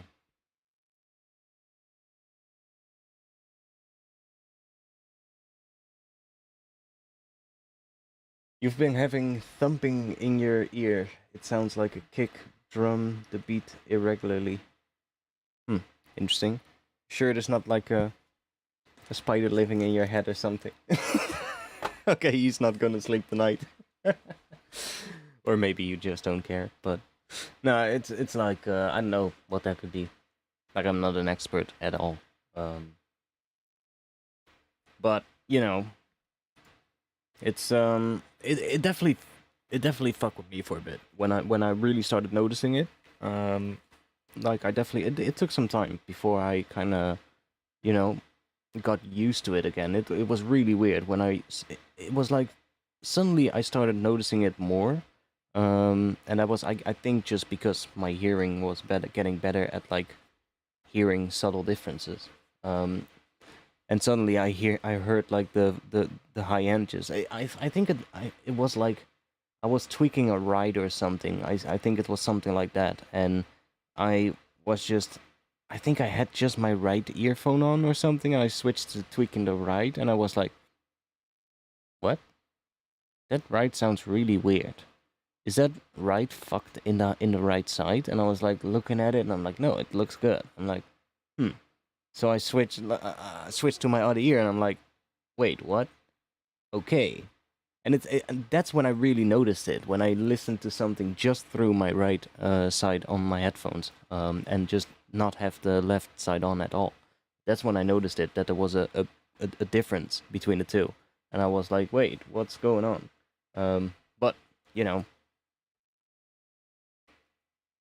I went like a whole bunch of times in like a couple of years, and nothing changed. I actually performed slightly better on the last times that I went compared to the first times, which kind of makes sense. Maybe I'm getting better at hearing subtle things, which is, you know, at some point they're gonna give you these tests where things are gonna get quieter and quieter, right? So, maybe I did better because of that. I don't know, but I did better the last couple of times, so seems to not get any worse, which is good.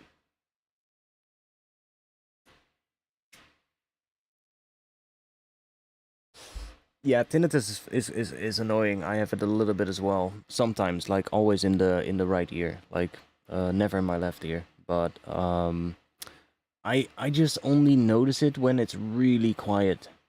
When it's really quiet, then sometimes I notice it, and it kind of it gets worse with stress as well. So it's a couple of things to keep in mind, you know. It definitely gets worse with stress for me. When I have like a stressed period, I come home and it's like super quiet. I just instantly start getting it. But when I'm like not stressed at all, then it's usually not really there. Like it only comes like I notice it very little, but when I then notice it, I just put on some music and I just don't hear it. So, you know, it's as long as I hear something else, then it's fine. Um, but sometimes it can be annoying if you go to bed. That can be annoying. If it flares up when you're going to bed. Like some people have it continuously, that's really, really annoying. I don't have that, luckily. For me, it just kind of comes and goes a bit. It's weird. It's a really weird thing, but so many people that deal with it, especially in like the whole music production and like DJ kind of industries. It's like there's so many people that deal with kind of issues like that. Wasn't it Andrew Wong who did like a video a couple of years ago about him? He had something very similar to what I have. But he had it. I'm not sure if he had it like suddenly as well, or but he has something similar where one ear is worse than the other, and he was really concerned about him being able to make music still, or if he was able to judge like the stereo field and all that kind of stuff. But honestly, you can definitely still make music. Like, um, yeah, I think it was Andrew, right? I still remember it, and I was like, dude, that sounds so similar to what I went through. Around a similar time as well, I had like the first couple of visits to like my doctors. I think 3 months before he came out with the video. Um, I think I sent him a comment or something on that video, but I'm not sure if I left it there or that I removed it when he didn't reply or something. But whatever. Maybe he did reply and I just forgot. But um, it must have not been anything memorable if he did then. But no, it was. I still remember it. But it can definitely fuck you up for a bit. It's not cool. So I get what he was going through, especially with the thoughts of like, can I still make music and that kind of stuff. I had it for a little bit as well, but like my doctors really quickly said like, yo, you've had this for much longer. This is not something that you really had from like last week. I thought it was because I had like water in my ear for like because I went swimming and I came home and I had water in my right ear and that wouldn't come out for like a couple of days, so I went to the doctor to get that water out. Um, and I thought it was because of that, basically, because that's after that I also worked on was making music, and yeah, now I remember. After that I was making music, and then I was tweaking a ride on one ear, and I was like, wait, and that's when I thought like, oh, what has happened, right? But they were like, yo, no, this is you've probably had this for longer. And like later, the more I started thinking about it, I was like, yeah, I can remember as a kid noticing that I had less high end on my earphones, and that I when I would sort of like as a little kid, just press slightly on the right earphone, the volume of the high end would be the same again. It was like what something like that. I still remember that vaguely as well. It's like in the car on vacation to like southern friends and me just weird little kid just being like, what the hell? But that all came back like much later that I thought like, oh wait, yeah, didn't I have something like that as well when I was a kid? Yeah, I think that's the one thing for me as well. Like worried about it getting worse. Dash is saying I'm more worried about it getting worse. I think I play my music too loud. That could be the case. Definitely check that out. You don't want to listen to it too loud. Um, like when you make a thin bend EQ and sweep it across to find resonances. Yeah, exactly. It's gonna boost the volume.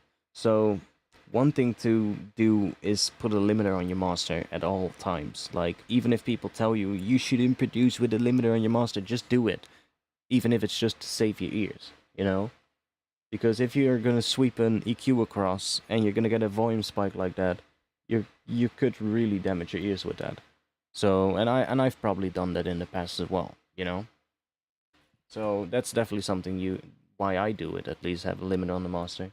And even if there's the limiter clips like 10 dB because of that peak that you send into it, as long as your attack and release times are tweaked correctly, and you have a little bit of look at on the limiter, it shouldn't really distort too much. Use like a nice transparent mode in Pro L, for instance. I usually just have the like we can check. My mastering chain is really simple when I produce. It's just this. This is Sonarworks. You're hearing it with Sonarworks today. This is the overlays, so the oscilloscope and the vector scope in the bottom right that show up. This is just a tape stop for during the intro of the stream, so that's not important. It's not really doing anything. This is just a rack that I use to switch between like stereo, mono, and the sides, and have like different bands that I can listen to, so like the highs and the mids and stuff like that.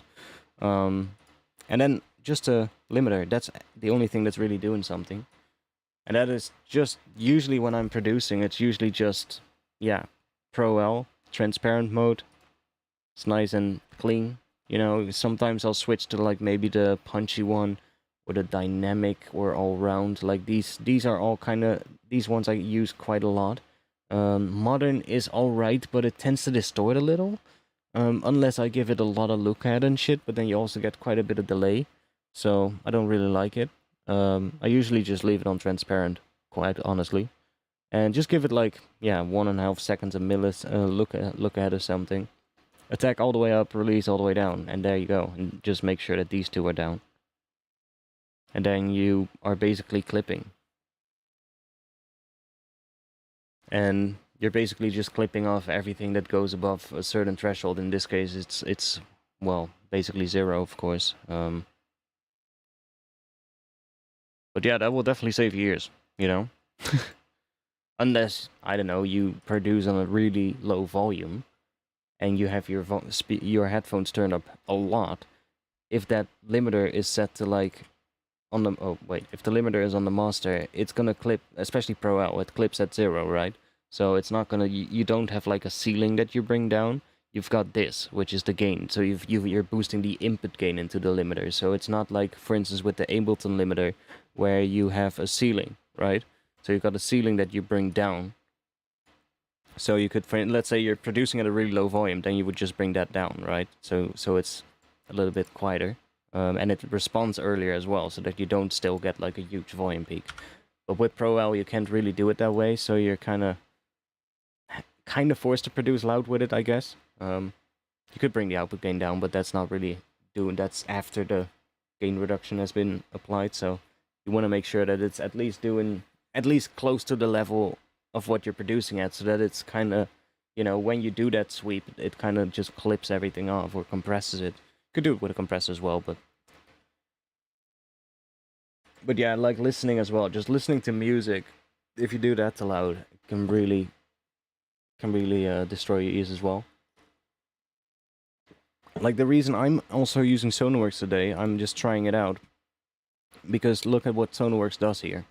Like this is without. So see how this really high boost it has? Like my ears are already fucked on the right side, right? So I'm also quite concerned about this high boost here. And it's also piercing, especially on long sessions. You listening to a lot of high end right there. It's nice because you can hear a lot of detail in the high end. That's also what these headphones are known for. But it's quite a lot, we're talking about 6 decibels at least here in the high end, which is quite a big boost. So I'm just using Sonarworks to kind of flatten that out a bit, right? So to make it a bit more like that. And that really helps to be able to produce for longer periods, and not really get, that much ear fatigue. And it also, at an end of a live stream, I don't have that much pain in my ear. If I have pain in my ear, then it's usually on the top of my ears where the headphone is resting on top of. That's usually the spot where I get pain, but not in, like, my ear itself, like from the sound. And if I have that off, I definitely get it a lot earlier. That I'll hear like, oh man, my ears are getting fatigued, because that high end boost just really, just really quite a bit. And the upside from it is you get a bit of low end as well, because see, get a bit of extra low end, can hear the bass a bit better as well. And that means I can turn the volume down, because everything is a bit more balanced. And that helps my ears as well, right? It's all about that.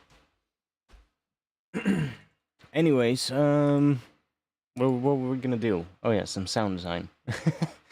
Getting distracted a bit, but that's fine. Should we do textures? Something weird?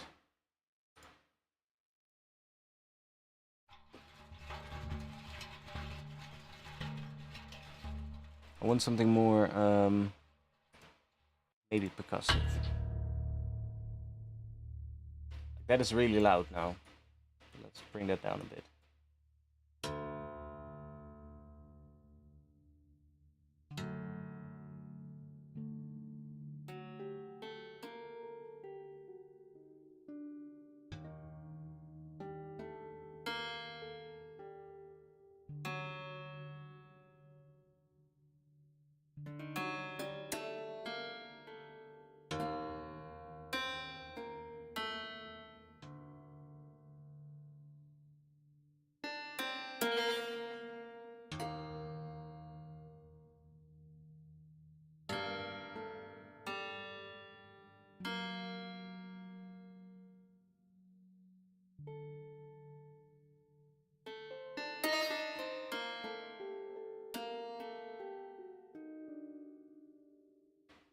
Love this instrument. This one is really nice. Let me give this a rating.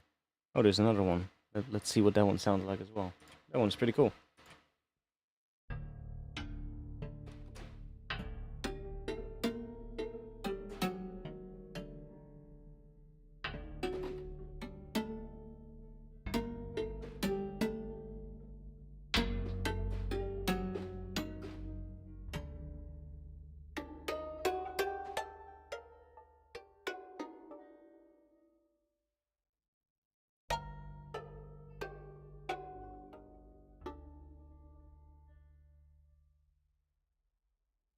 I wonder also because I'm fairly new to producing, my mixes are worse, which are harder on my ears probably.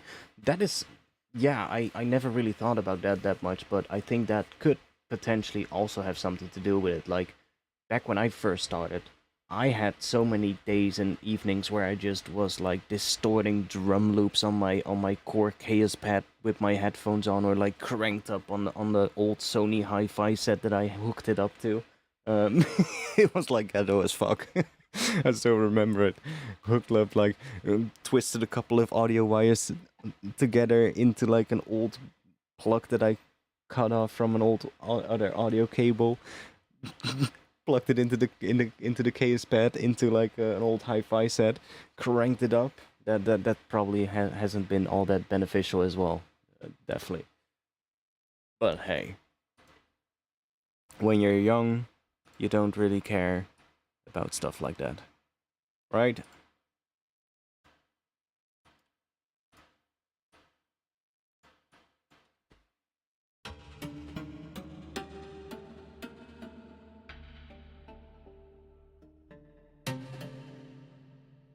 The other one is much better.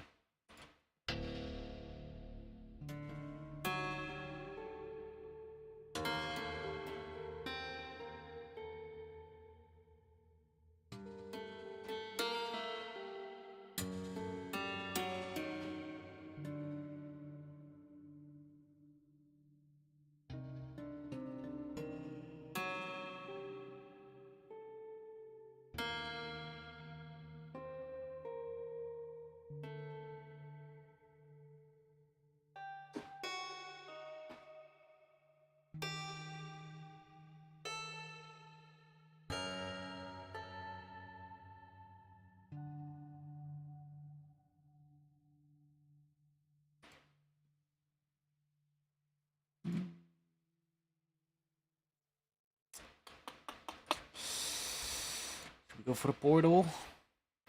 Should we open up a portal?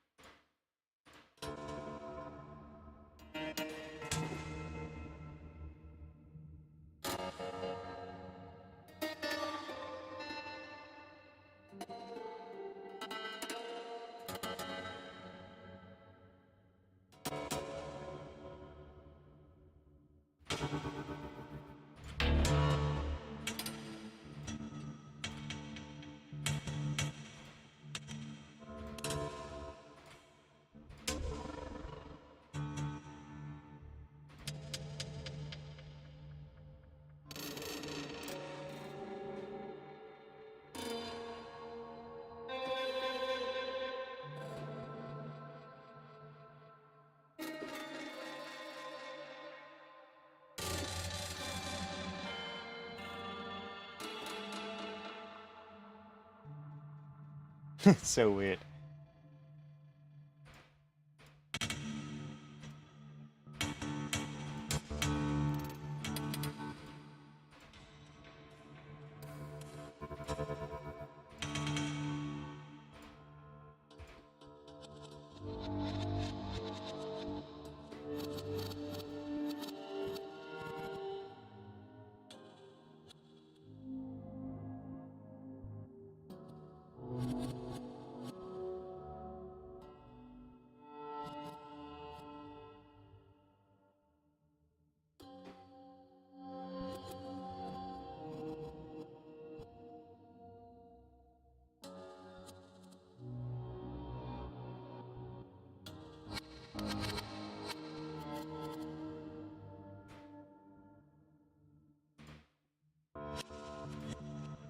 Let's see what else we have. Let's try. Where are you?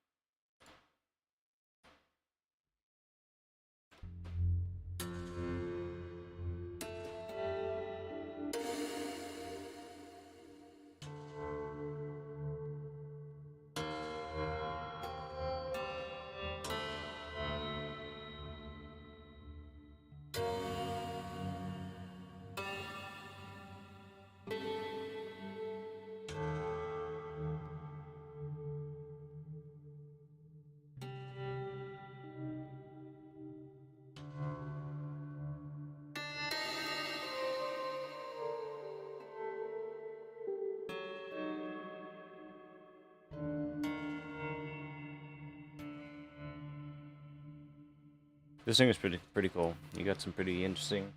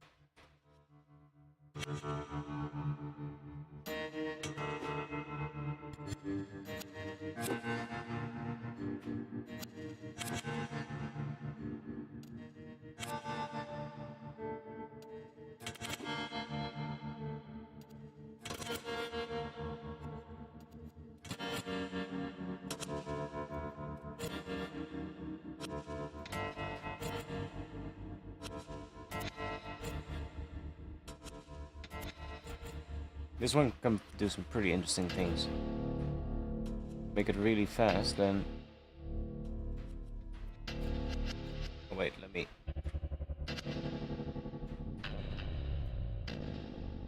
Get that. See it.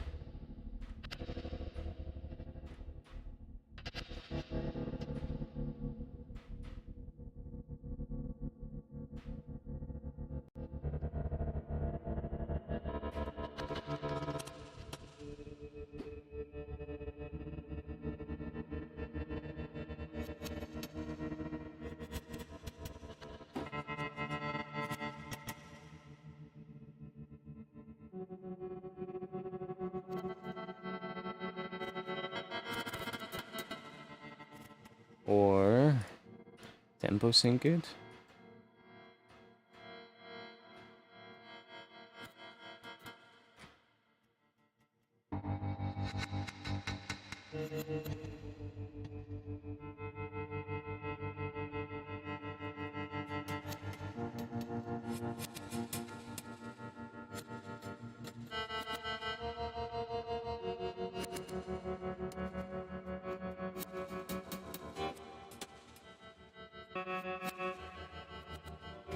But it's a little weird.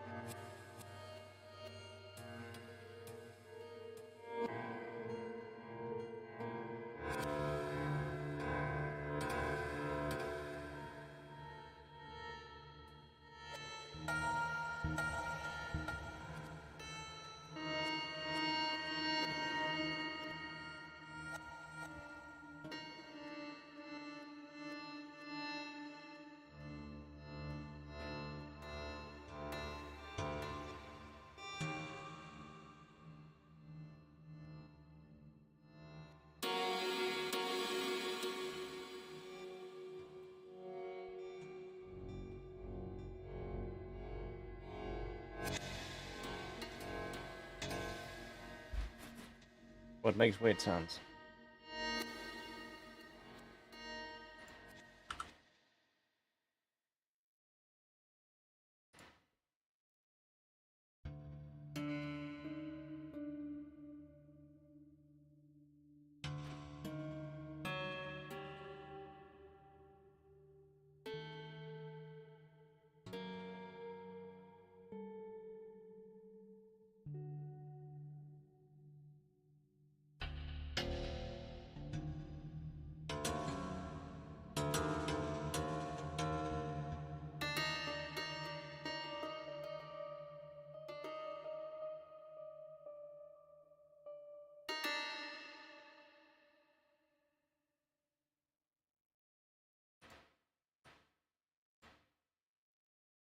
Thermal after the reverb is also really interesting. Then you get like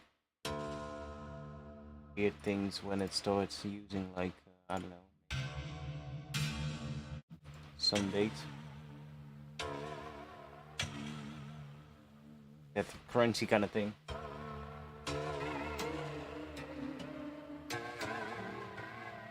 That one's a bit weird, but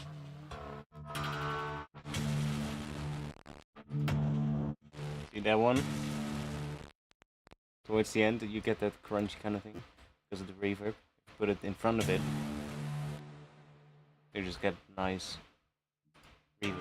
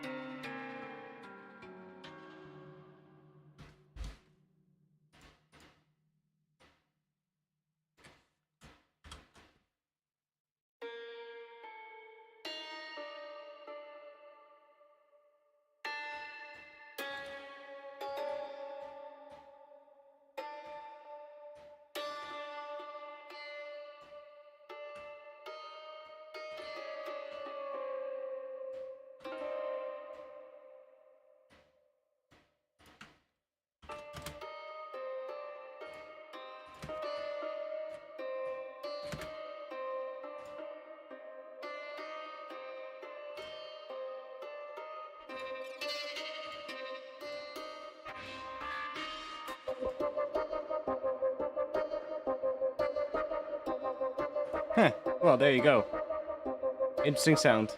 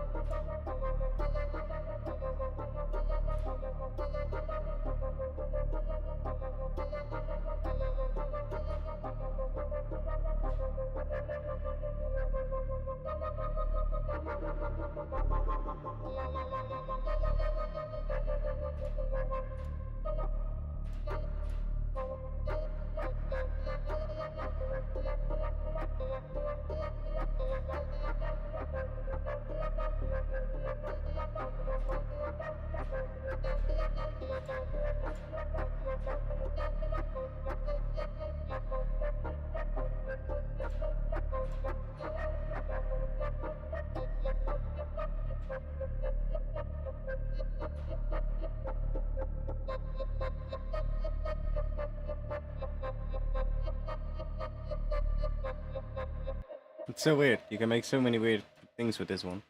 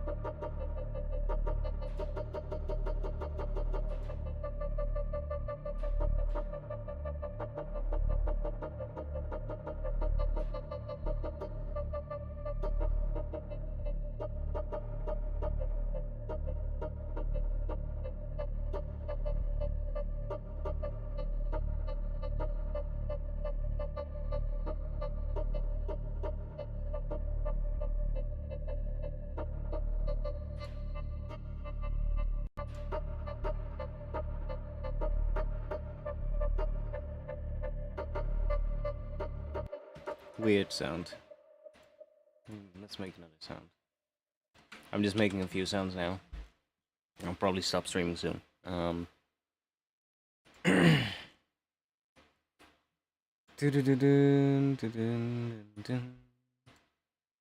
Wait, let's see.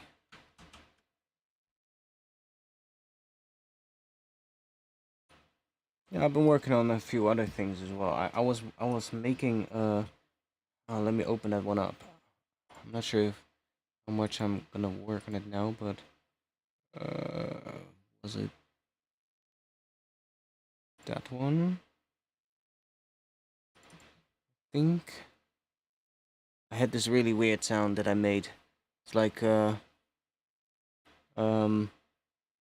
used a tom sound to make a really big kick drum, and it was pretty cool, and it's kind of like a kick drum, and it could be a bass in one.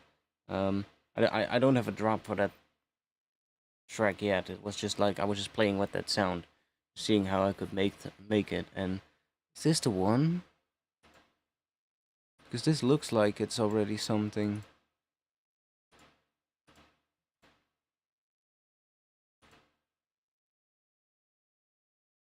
Wait, which one is it?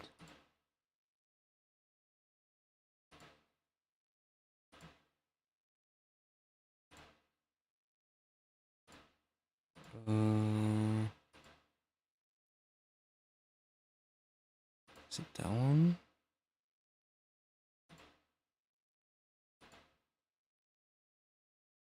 No. Where did I save that one? It's not these. It's that one. Ah, there we go. Shouldn't let myself be fooled by a name called Simple Minimal One, because from the sound that I ended up with, it's probably not going to be minimal, but yeah, whatever. I was like, I'm gonna make a minimal tune today, and I made it. I started with a tom sound, and eventually I turned the tom sound into a pretty big sound, and I was like, oh, it's actually pretty cool. See if it wants to open.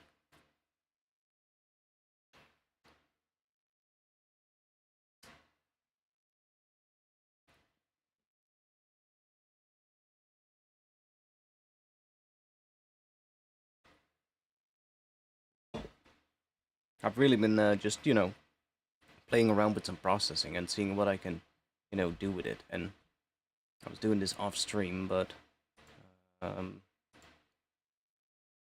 guess I can just play it. This looks like it's all turned off, so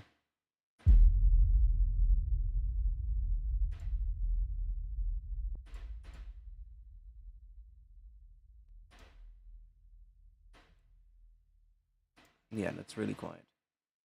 Oh yeah, that one. So let me actually turn this on so we have a little bit more stuff here.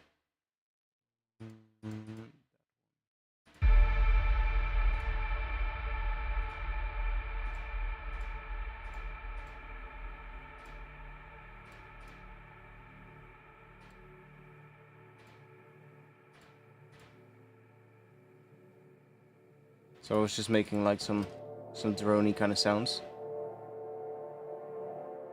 And that then, and here I was making this kick thing. So I don't really have much here yet, but that's when I started working on this thing. That's pretty loud.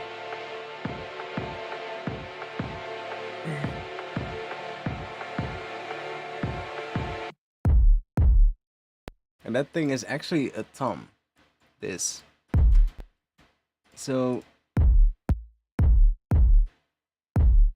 I'm not sure why it's so bassy. It's probably because of the Sonarworks. Let me just turn it off for now. Which means it's going to be even louder. I'm actually going to turn it down in OBS as well, because otherwise it might be way too loud. There we go. That sounds a bit better. So I started with this sound, and it was quite interesting. So I started with this, and when I turned this all off, it already is a pretty big tom, honestly. See, so I had that sound, and I was like, ah, okay, can I deal with that? And I made it a bit more mono, obviously, because it was quite wide. And then this, to kind of do that, into a frequency shifter, shifting it down to the right note. A little bit of this. A little bit of limiting. And then an LFO tool. Just doing that. And I was like, ah, that's actually pretty cool. So out of like a percussion sound, basically made like a kick bass thing, and then I layered that on it. So you get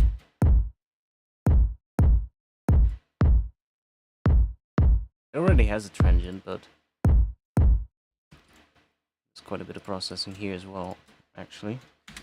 Let's see what that sounds like without everything. Yeah, see, so it's just like a really loud tom sound.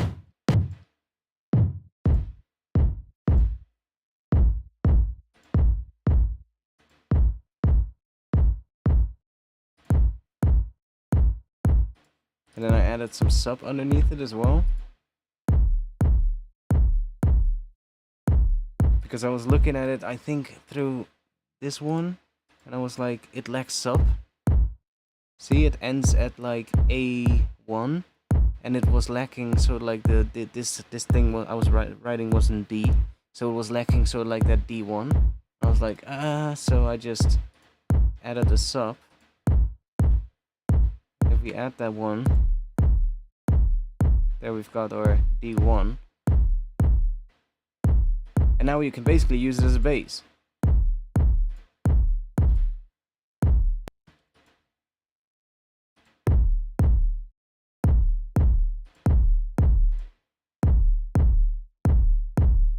Just very slight tweak. Make it quieter. Making it louder again. Okay, that's just there to make the limiter work less hard.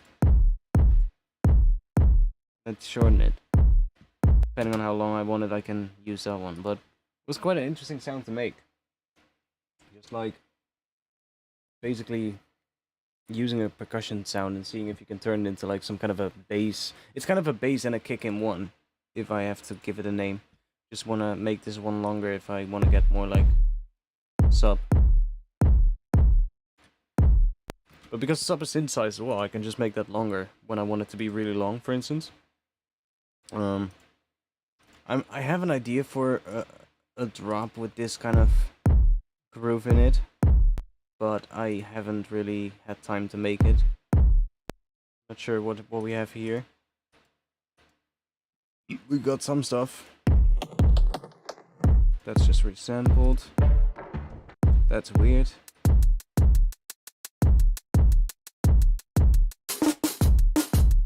Oh shit, that's heavy. No, that's not the right groove, but it would have to be a really minimal kind of groove. Anyways, I'm gonna stop streaming. That's enough for tonight. It's way too hot still, and I need to take a break. It's too hot tonight to stream any longer. Thanks for being here. If you want to be a member of the Discord, then join the Discord. Link is in the description below the stream. I'll be there after the stream as well, and I'll be there every day. So if you have questions about stuff, like when you're making music, and I don't know, you have a question, you can always mention me in my Discord, and I'll try and get back to you as soon as I see it. Not always there, so I might take a little bit of time, but I try and answer all the questions that I get from people. So if you want to join, then that's where you can join. If you want to help support, then support me on Patreon. That's the best place, because there you can support me and in the process get like monthly samples in return. So you get like access to a monthly free sample pack. Well, not free, but you get what I mean. You get a sample pack every month in exchange for supporting me. So if you want to do that, then that's the best place to do it. You can also, of course, make a donation on YouTube or whatever, but you don't really get anything back for it other than the stream you're already watching. that you could still watch even if you didn't donate, right? So it's like, I always tell people, if you want to support, Patreon is the best place, honestly. So if you want to do any of that, then that's always highly appreciated. I'll be back. Not entirely sure when. Definitely on Friday next week, but maybe I'll stream some more. I could maybe try streaming tomorrow if I feel like it. If I do, I'll let you know on Discord, so join the Discord to stay up to date. That's gonna be it. I'll just grab something.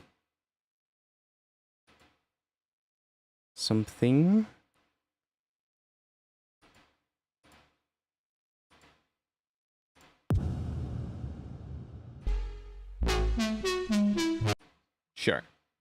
We'll have that during the outro.